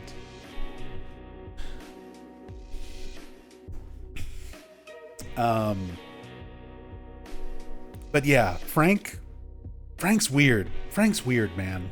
There's a lot of weird stuff with Frank. Some of the notes that you find about him, the way that he misinterprets a lot of what's going on in his apartment. He doesn't understand a lot of the tenants who he's renting to. He seems so detached from everything. He keeps the umbilical cord. He's always talking about how weird it smells and freaking out people like Eileen. He sees Rachel being stalked by another person and just assumes that this stalker is her boyfriend rather than her actual boyfriend, the painter. So, like, I don't know. He's kind of it's another one of those cases of, like, it's thanks to him that Walter is stoppable. So his role in Silent Hill 4 is pretty important. But also, he's kind of terrible at his job. South Ashfield Heights is a piece of shit. He needs to keep up with his building better. Hire some fucking maintenance. Keep things clean. Fucking new coat of paint once in a while, Frank. Quit taking umbilical cords that don't belong to you.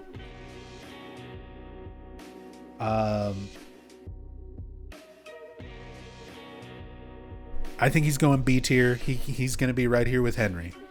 Are you in there, Henry? He's going right there.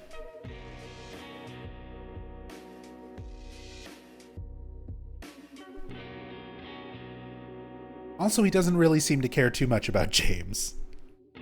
There's like one little mention, and it's not even from Frank directly. It's from Henry looking at one of the paintings that he got from Frank. And he's like, I got this from Frank Sunderland. He said that his son and wife went missing. That's it. That's it. You can go into Frank Sunderland's apartment. There's not a single picture of James. There's not a single photo of James or Mary or anything.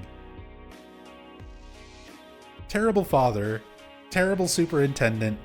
We're able to stop Walter thanks to him being weird and keeping the umbilical cord. But Frank, you're kind of a fuck up. You're kind of a fuck up. You know what? You're going C tier. I changed my mind. You're going C tier. You're not even B tier with Henry. You're C tier. Put up a photo of your fucking son in your apartment. Pretend like you care.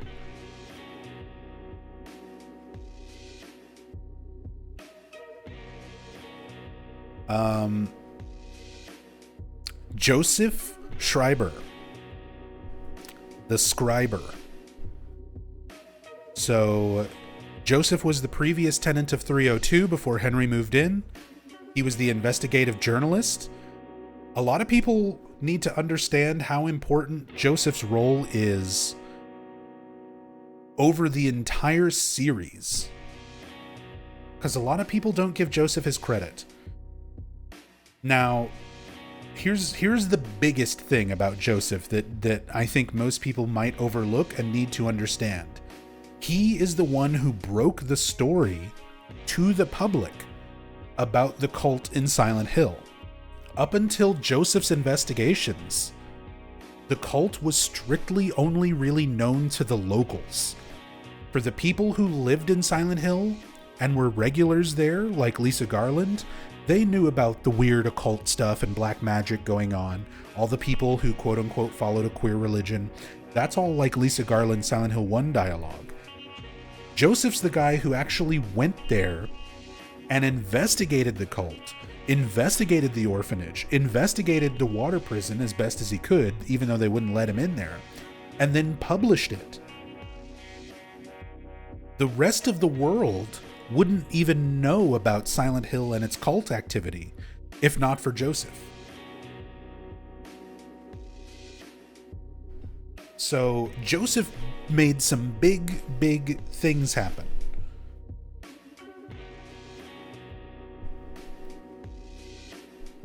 And a lot of Silent Hill 4 would not be possible without him. Joseph went to the water prison. Where exactly is the water prison? It's part of the orphanage compound. He was able to go in and interview people around the orphanage, but they wouldn't let him anywhere near the water prison. He was like, it's just a big tower on the orphanage property. But they wouldn't let him near it. But he was able to get close enough to hear children crying.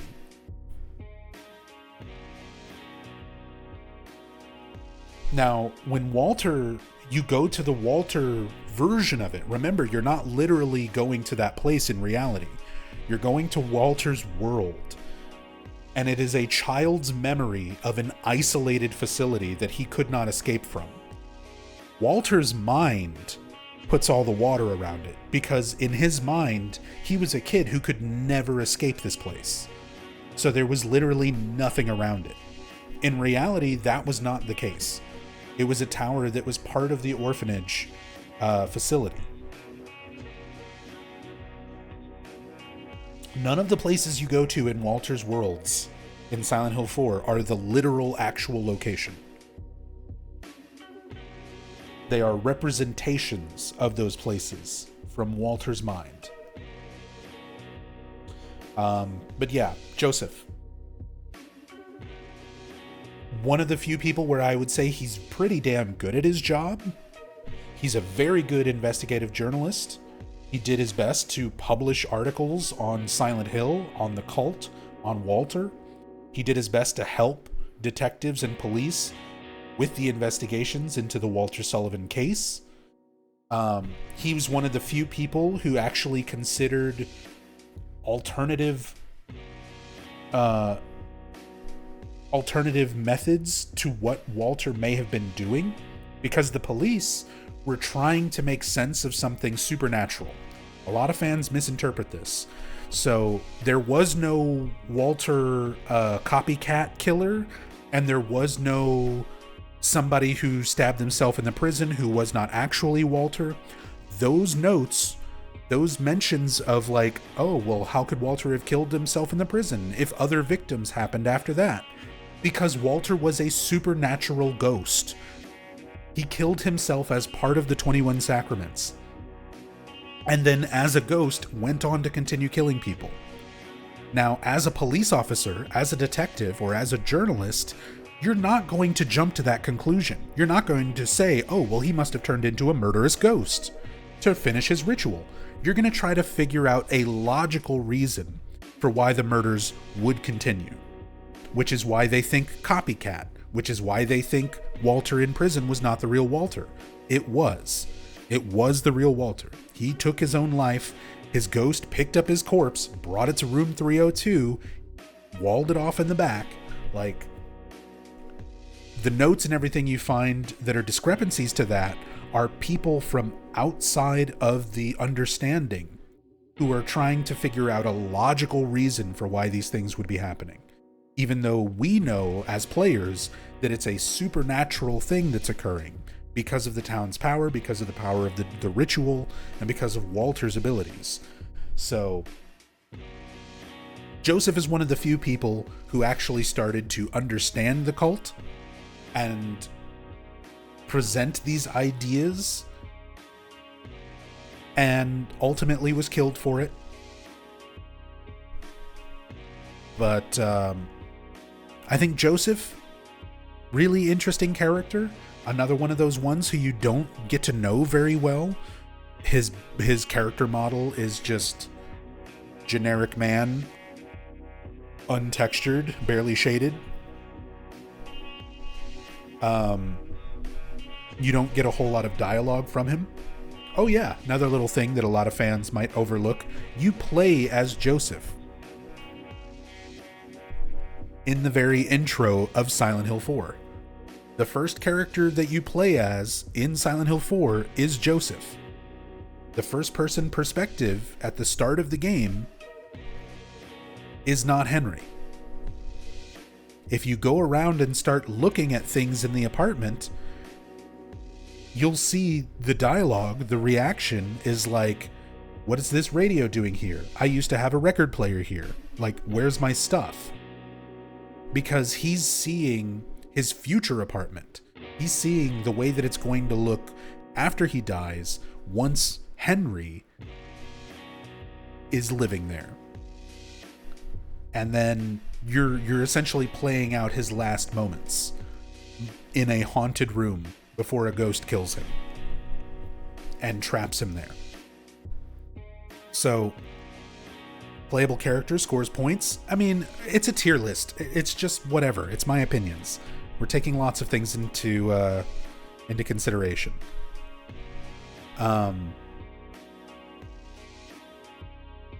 But yeah, Joseph, very important character, not just to Silent Hill 4, but to the series overall. Really, really interesting. I would like more Joseph, some flashbacks, something more than an untextured, upside down character model. If we ever get more like a Silent Hill 4 remake or anything like that. I'm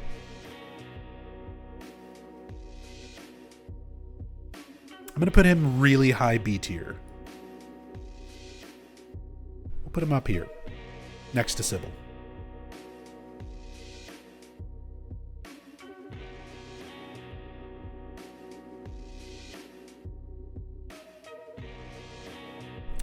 Cynthia Velasquez. Cynthia? One of Walter Sullivan's victims. Great performance. Good vocal performance. Wonderful, unlockable, sexy costume. Where she twerks. Where she's sitting there shaking her ass. Waiting for Henry to show up in her dream. Immediately just hits on Henry. Yeah, her voice actress. What's her name? Lisa Ortiz is in Ratatouille.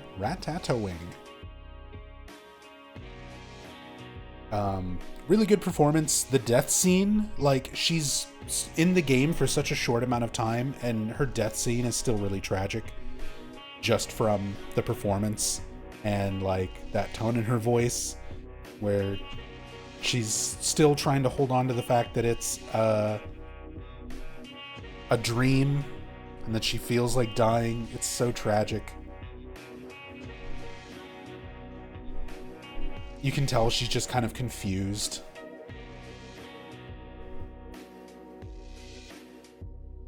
But we stand sex positive Cynthia Velasquez in this house.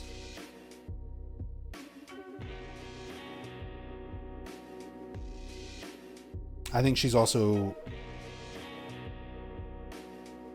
one of the scariest ghosts. Ooh.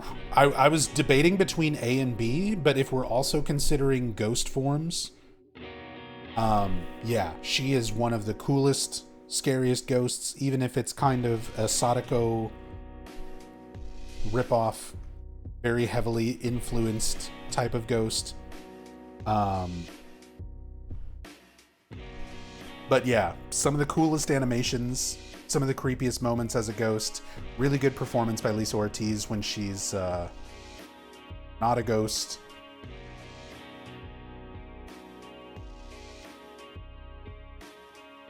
I said, characters where you spend a very short amount of time with them, and then they make you feel for them. That's hard to do. And they do that very well with Cynthia. And then her ghost, one of the most memorable ghosts of that entire game. A tier. A tier. Jasper Gein. I really like Jasper. I really like the stuttery voice performance. I really like the weird character design. I like the fact that he is us. And I think you need to realize Jasper and his friends are Silent Hill fanboys within the universe of Silent Hill. He's wearing a Flauros t-shirt. He went to Silent Hill just because he's fascinated by the creepy occult stuff going on. Like, he's interested in all of that stuff. He is literally a Silent Hill fanboy. If we lived in a universe where Silent Hill was real, and the same way if you're a fan of like true crime, reality type stuff like that, and you were learning about true crime happening in Silent Hill, Jasper and his friends are the true crime fans that are like, let's go to this crazy fucked up cult town and check it out. Who sells a Flauros t-shirt in the universe? Yeah, that's gotta be homemade. He got the iron on. He's got the silk screen prep set up in his house. He probably made that himself. I love Jasper. And again, really cool death scene. Really, really gruesome death scene with some great voice performances with him yelling. Really memorable ghost, like chasing you around on fire. Yeah, kills the frame rate. He's so powerful. I feel like a lot of Walter's victims here, well, maybe not a lot, looking at the next one up, but Jasper is an A tier for me. The chocolate milk, so iconic. Which Silent Hill guy do you think Jasper cosplays at the local horror con? Oh, wow. Probably Walter. Like, he was a fan of Walter. And Walter would be the one who would be most known as, like, a local legend, the murderer. He'd be showing up dressed as Walter.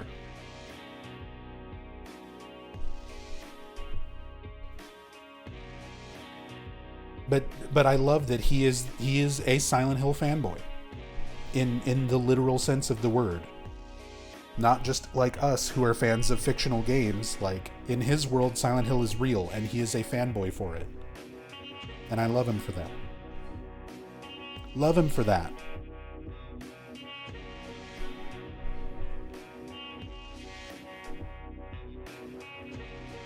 Andrew DeSalvo.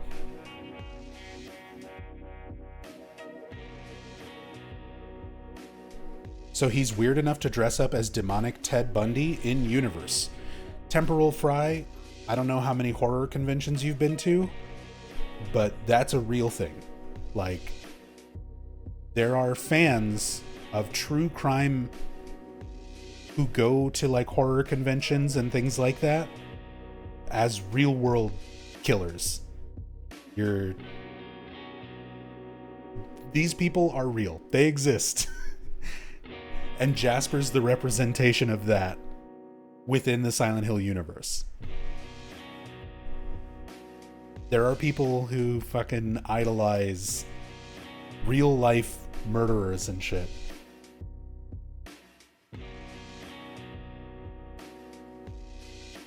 And Jasper is kind of that guy.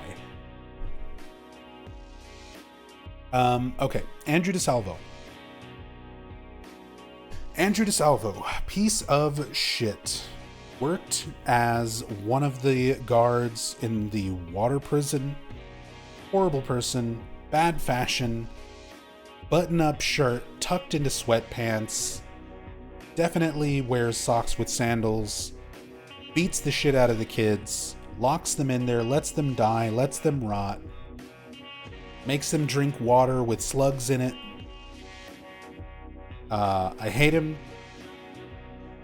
And his ghost is annoying to fight with his fucking Kano Super Ball move.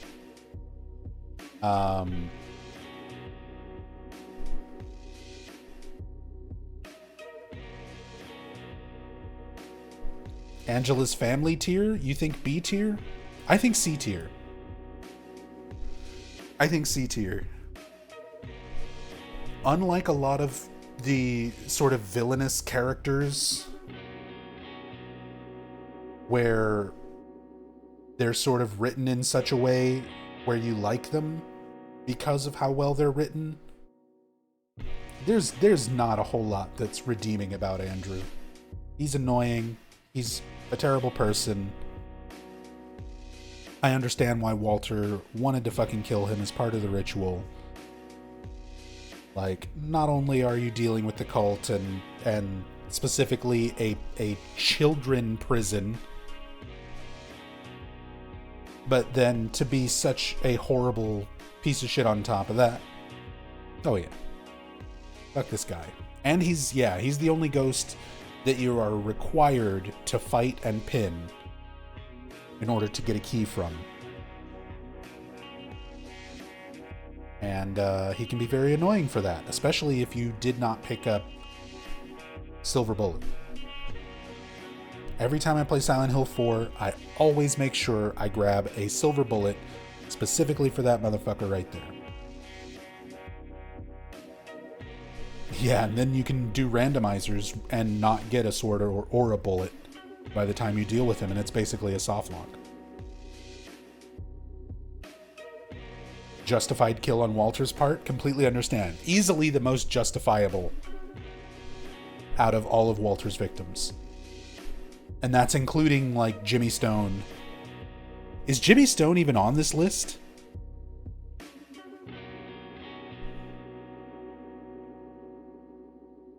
I guess his ghost form.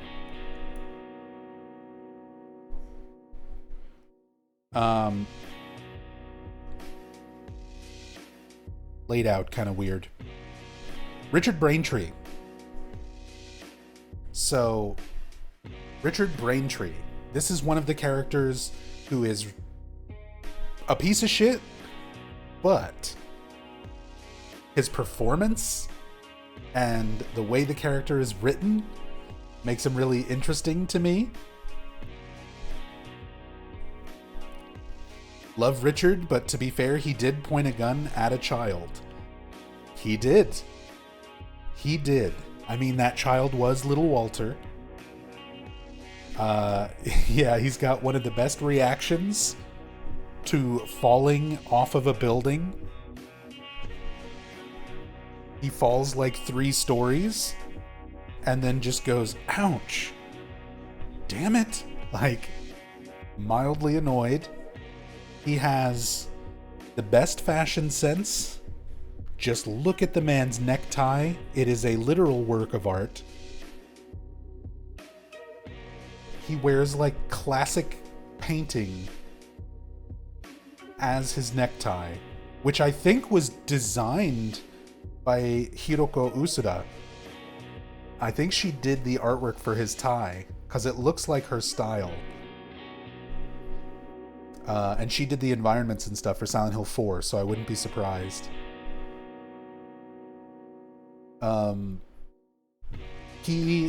Now, we're talking about all of the things that he does. He's an asshole. You wouldn't want to talk to him. You definitely wouldn't want to be his neighbor. But, like, he also beat the shit out of Mike, who was a stalker, who was stalking Nurse Rachel and giving other people in the building a hard time.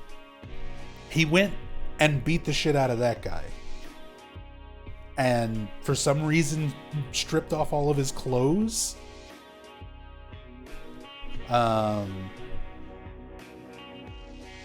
Weird guy, such an asshole, but I love his voice performance. I love his character model. I love his fancy ass necktie. I think he's going B tier for me. B for Braintree.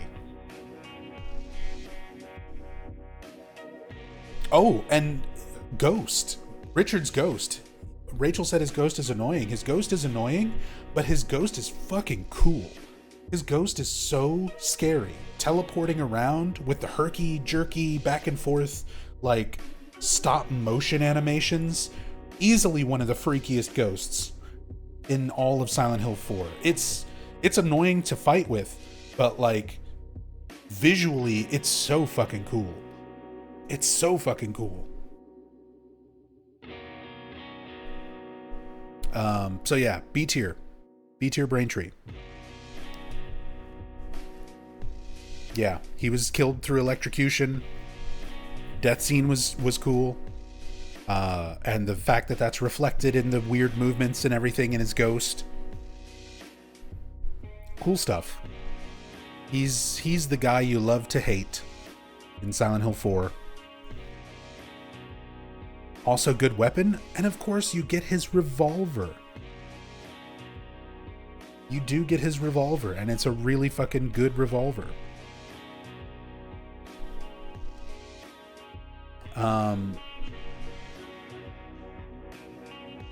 But yeah, I think he's up here. I think he's B tier. Man, maybe A tier. I'm gonna go low A. Mainly for his ghost form. Just being so interesting. Little Walter.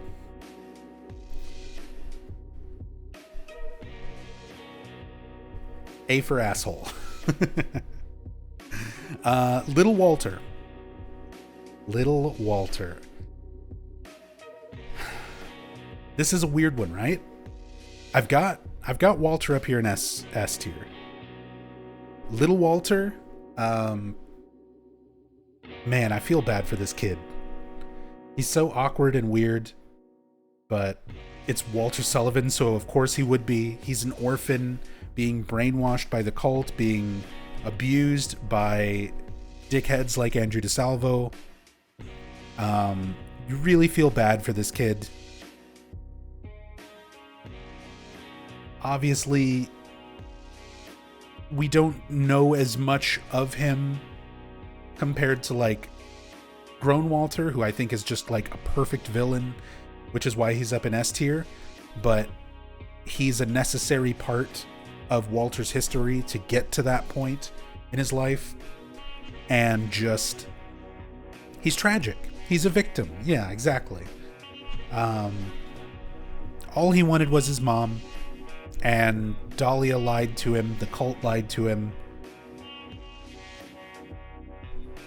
Yeah, you get his writings. You get his diaries where he's talking about how horrible living at the orphanage was. And even then, he still was, like, trying to make friends, trying to be happy.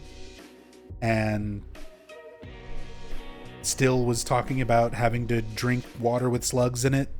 And getting slapped by Andrew, and forced to read 21 Sacraments. Also, kudos to the child actor playing Little Walter for being able to say 21 Sacraments in such a, like, clear vocabulary.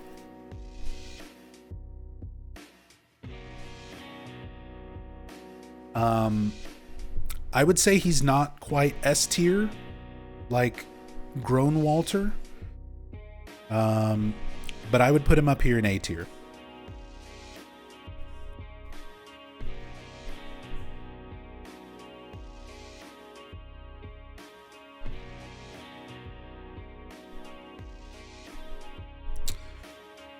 Who do we have here?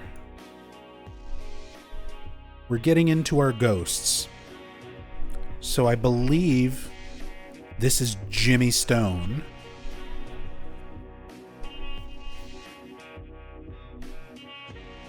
Let's see who we have here. Rick Albert, George Roston, William Gregory, Jasper's friends. They just get lumped together as Jasper's friends.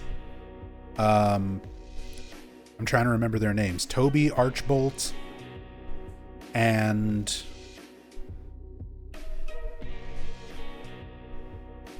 it's Jasper, Gein, Toby, Archbolt. I'm going to have to pull up victim files.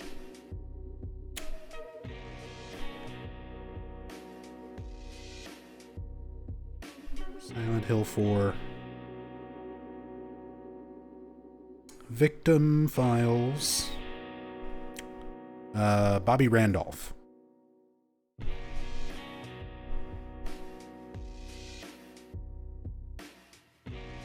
So, yeah. Bobby Randolph, Sane Martin, and Jasper Gein. Those were the Silent Hill fanboys. Those were the students. But I think this ghost, this one right here, is supposed to be Jimmy Stone. So Jimmy was a priest of Valtiel. He is the one who was nicknamed the Red Devil, where they kind of retconned the Red Devil meaning from the Silent Hill 2 memo about Walter Sullivan, talking about the Red Devil. In Silent Hill 2 context, it's meant to be foreshadowing to Pyramid Head, but for Silent Hill 4, they reworked it and retconned the Red Devil moniker to be Jimmy Stone here. I mean, he's a priest of the order, priest of the sect of Valtiel. He was a mediator between the sort of different branches of the cult. They were executioners in terms of like cult activity. They were the ones kind of carrying forward the traditional executioner roles from the cult's past.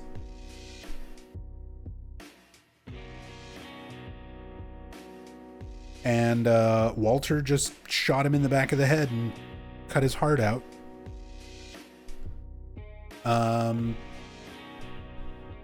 Iconic intro scene, crawling into the apartment. I think that's like the biggest contribution to the game itself, outside of supplementary materials and victim files, and he's kind of one of the just recurring ghosts, but you see him in that super iconic intro sequence. Also killed Joseph Schreiber. But in terms of the victims, they don't really give him a whole lot in-game. A lot of that information was kind of relocated to the victim files and supplementary materials. I wish there had been more about it in-game. I wish we got more about all the victims in-game. So Jimmy is... he's not as bad as like Andrew DeSalvo. I mean, I guess in some ways. I'm going to put him low B tier. Maybe high C tier. No, we're going to go C tier. He's one of those characters we just don't know enough about. We don't know enough about him. Just kind of the basics of his relationship with Walter through the cult and why he would have been a victim in that sense. We need Steve. We can do Jasper's friends really quickly. Bobby Randolph and Saint Martin. So Bobby Randolph and Saint Martin, they're Jasper's friends. Basically everything I said about Jasper applies to them. They are Silent Hill fanboys in the universe of Silent Hill being real. And like they got killed for their curiosity. That's it. That's it. Pure and simple. They wanted to go investigate in some stuff they shouldn't have gotten involved in. And then Walter was there to fucking kill them. They're a little bit less interesting than Jasper. So I'm going to put them in B tier. Because we just don't get the uniqueness of like their ghosts compared to Jasper's floating and burning and stuttering. But they're interesting. I love the Silent Hill fanboy representation.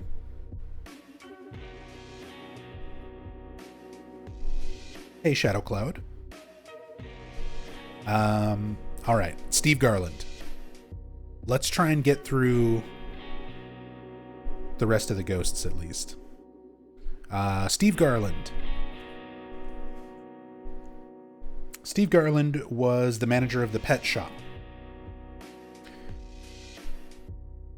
And Walter not only murdered poor Mr. Garland, but took a submachine gun and shot up the entire pet shop, killed all the animals. Yeah, he's wearing overalls with no shirt. He's got that southern United States in the summer swag going on.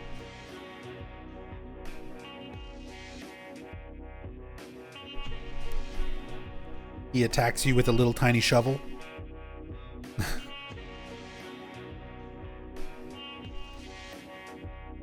Again, one of those characters where we just don't get a whole lot from him. Walter comes in and kills him, takes his heart, carves a number into him, kills all the animals in his shop. But we just don't know a whole lot about him. I'm going to put him in here in C tier with Jimmy. People question the last name. There's no official relation to Lisa Garland. Just like there's no official relation between Alex Shepard and Mary Shepard Sunderland. Like, they reuse some names. It's probably just meant to be like maybe a little bit of a nod, but there's never any kind of implication of relation between the characters, either in game or from developers or anything like that.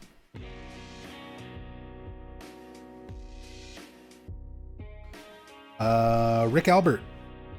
Similar to Steve Garland, Rick Albert was the manager of the sports store. I would like to personally blame Rick Albert for golf clubs existing in Silent Hill 4.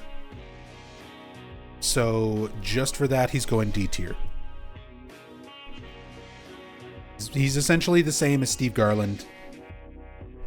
He was doing his job, working at the sporting goods store. Walter rushed in and just fucking shot him and took his heart because he needed some hearts for his ritual. We don't really know a whole lot of other backstory and elements to these characters, unfortunately. But I'm going to blame this asshole for all the golf clubs that have ruined so many of my Silent Hill 4 randomizers.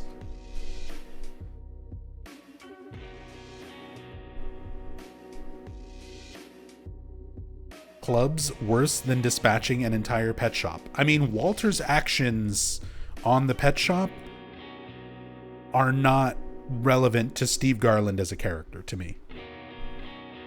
We already know Walter. Walter's up here in S tier. But this guy put a bunch of annoying breakable weapons around Silent Hill 4. They're there because of his store. He's in D tier. We're moving on. George Roston.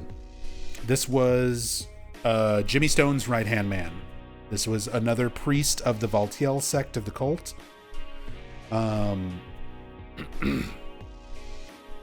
So, yeah, he worked with Jimmy Stone. Very similar to Jimmy Stone. Even their ghosts look very similar to each other. He is described as being the one...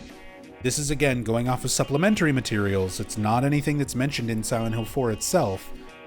But George Roston is described as being the one who performed the ritual to have Valtiel inserted into Walter Sullivan's subconscious.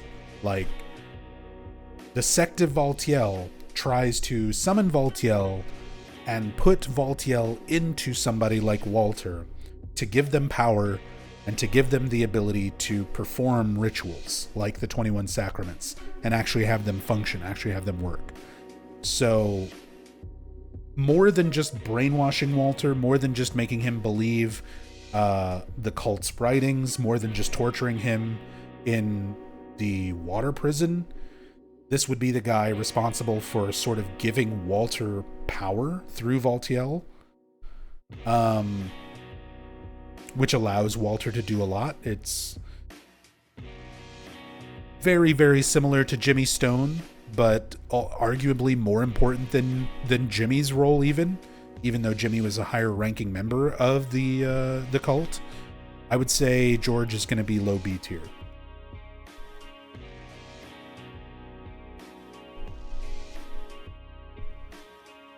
William Gregory. William Gregory was another one of the shop owners in the mall. This was the clock store owner, where you have to go through the inverted clock store as part of Building World 2. Got to solve the puzzle, put the cat in the cage, put the billiard ball on the table, put the volleyball in the cage, put the candles on the cake, put everything where it's supposed to go, so that the door in the upside down clock store will open. So William Gregory was the owner of that store, very similar to Steve Garland.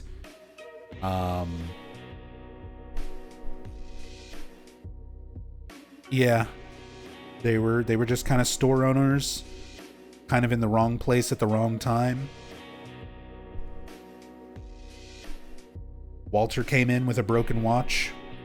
Unless you skip, yeah, there is Building World skip for speedruns, and then you never see any of that stuff. But it's thanks to William Gregory's note. He's the one who leaves behind the note about putting everything in its proper place. So he has a dream about the basket of volleyballs, the cat in the cage, the birthday cake, the billiard balls, and all of that stuff. He thought his dream was important. He wrote it down, and then you as a player use that note that you find as your clue to put all those things where they're supposed to go to get through William Gregory's shop. So in that regard, like, he's helping Henry progress through that Walter world.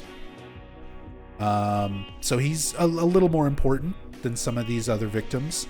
So I'm going to put him B tier here with George Roston, low B tier.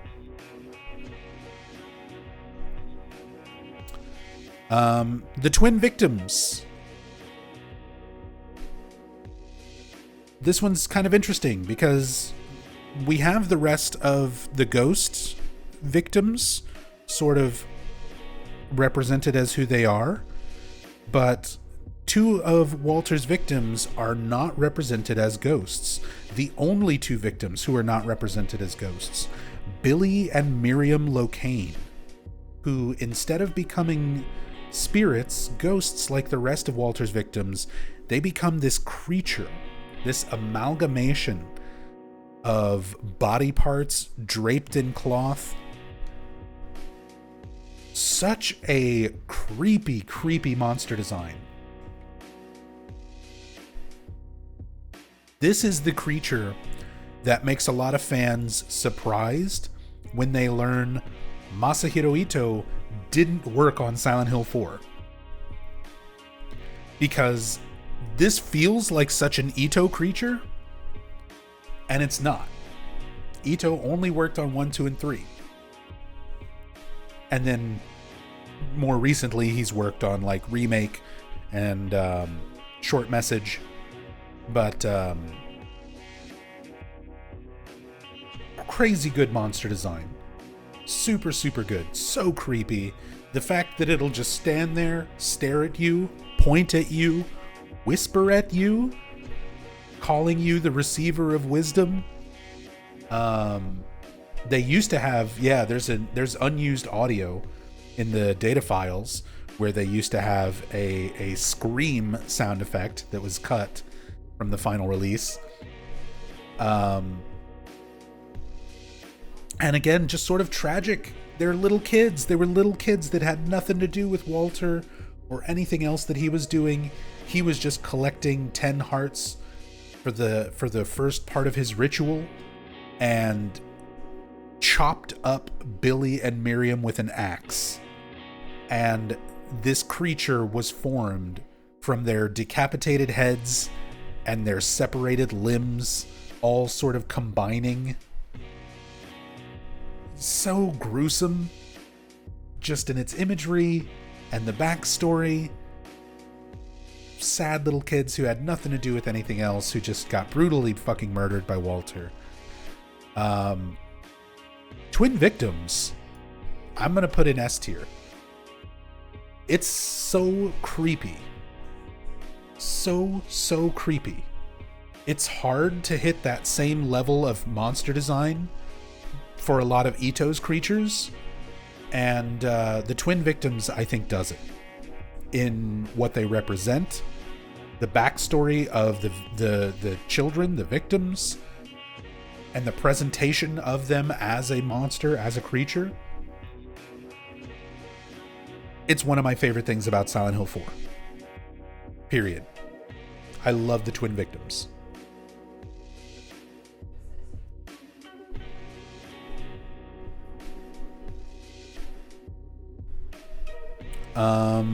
Who do we have here? This is the guy pinned down in the birthday cake room, so I believe that is Eric. I think that's Eric Walsh. Let me look over my notes. Yes, this is Birthday Man. This is Birthday Cake Man. Eric Walsh, he was a bartender. So you actually call his bar from your apartment in order to get through a door, because you have to get a code twice, actually. You have to get a code to get through a door. Eric Walsh was the bartender. He they had the pool table, the billiards table, where you have to go and take the pool ball into the bar and place that. And the billiard ball was like the thing left behind. All the victims left something behind. So he had that. And it was his birthday. The poor guy got murdered on his fucking birthday. He had just heard that the pet shop owner was killed and that the pet shop got shot up. He had just heard that, all this stuff was going on because of that. The owner of the bar closed up early because Walter was still at large. He wasn't captured. So this murderer was still running around. And Eric was like, all right, I'm just going to go home and celebrate my birthday.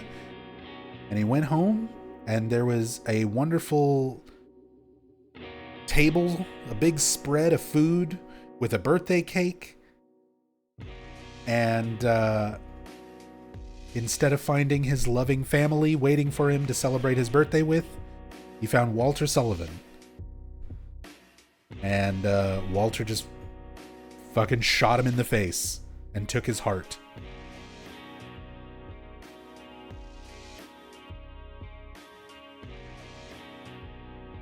Poor guy.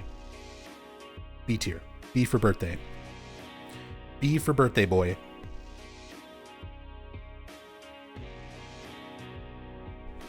Who do we have here?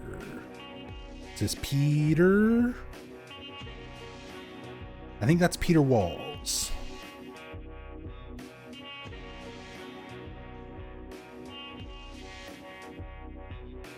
I'm going off of like what ghosts we have left. Yeah, that should be Peter Walls, Sharon Blake, and Toby Archbold for our last 3 ghosts. So Peter Walls was a stoner. This is one of those more interesting things in the supplementary materials that's like not mentioned in Silent Hill 4 itself. There's a lot of story and a lot of characterization, a lot of notes that were put on the Konami website back when Silent Hill 4 released, called Another Red File, Another Red something, and the victim files. All of these extra bits of information about Walter's victims and kind of their history and somewhat how they relate to Walter. And each of these, was it Crimson Tome? Another Crimson Tome, that was it. Another Crimson Tome and Walter's victim files. But the expanded writings for Silent Hill 4 really should have been included in Silent Hill 4 itself. It's one of my big complaints when it comes to Silent Hill 4. Like, all of this stuff, if you're going to take the time to write it down and make all these notes and information about the victims, put them in the game. Put them in the game. Put the memos in the game, Konami. But it was a result of Silent Hill 4 being kind of rushed. And at least they put stuff up on the website. Thankfully, it's been archived by fans, so we can look through all of that. But every single one of Walter's victims left behind like an item and something that represents them. And the thing that was left behind by this ghost, Peter Walls, was a joint. He had the devil's lettuce, the marijuana. And I'm just going to read from the victim file here.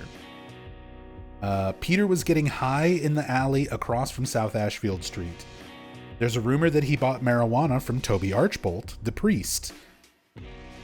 There was an old ladder belonging to the hotel next to the alley. He just climbed up the ladder in front of his friends, and all of a sudden he disappeared. Nobody saw him again until his body was found. The method of murder is described as beaten to death. So, there you go. That's Peter Walls. He was just trying to smoke some weed in an alley and climb up a ladder. And Walter beat him to death and cut out his heart. Poor guy. B tier.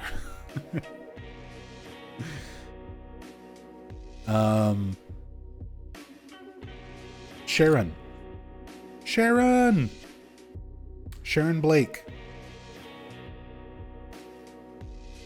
For these ghosts, again, I'm just going to read the victim file for you. Sharon knew the Silent Hill Church was a fraud. She believed that the church had abducted and was keeping her family. She would often go to the church, but wouldn't be allowed to see them. One day, Sharon decided to go to the wish house that she had heard about in the article about child abuse that had just been published. Again, thank you, Joseph Schreiber, the hero of the story, publishing the truth about Silent Hill and the cult so that other people would know about it. She'd heard about Wish House, went there, worried about her family. She decided to go into the woods where Walter Sullivan drowned her and cut out her heart. So her family had been inducted into the cult. She was just caring about her family, trying to go and check up on them, trying to find them, trying to help them, and going into the woods to investigate, try and get close to Wish House. She ran into Walter, and Walter just killed her, drowned her, took her heart. Poor lady, B tier. And Toby Archbold. So this was the priest of the Holy Mother sect of the cult, who were rivals, essentially, to the Valtiel sect. He was a piece of shit, as most of the higher-ranking cult members were. Again, I'm just going to read off all of the information from his victim files so that you can understand why he's a piece of shit. Occupation, priest of Holy Mother sect. Feature, middle-aged black male. Height, weight, 180 centimeters, 78 kilograms. Hobbies include gambling and sex. Other, likes underage girls. Theme of murder was gloom. Method of murder, pushed off a 100-meter high cliff. Was murdered in the woods in Mexico and left behind an old picture book. So he's an old PDF file.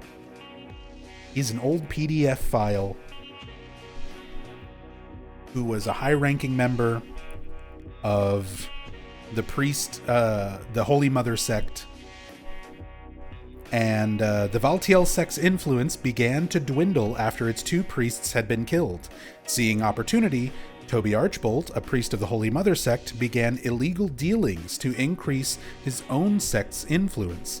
One venture included starting a sightseeing business using the money he made through his shady ventures.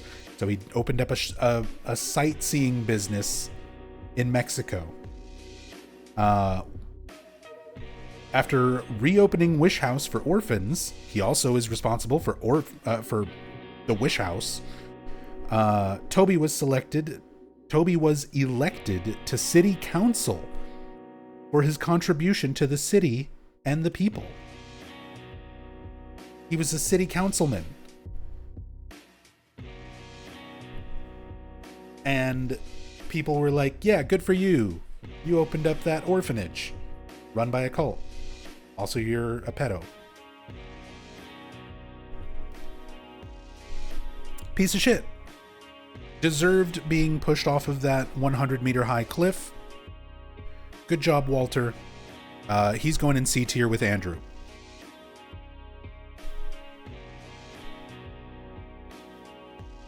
And that's going to be all for today. We still have an absolute ton of characters to get to. So there's going to be several more parts to this tier list. We still have the tenants of South Ashfield Heights to get to next. Walter's parents. Bob. Cop. Detective. And then Origins. And then Homecoming. And then everything else.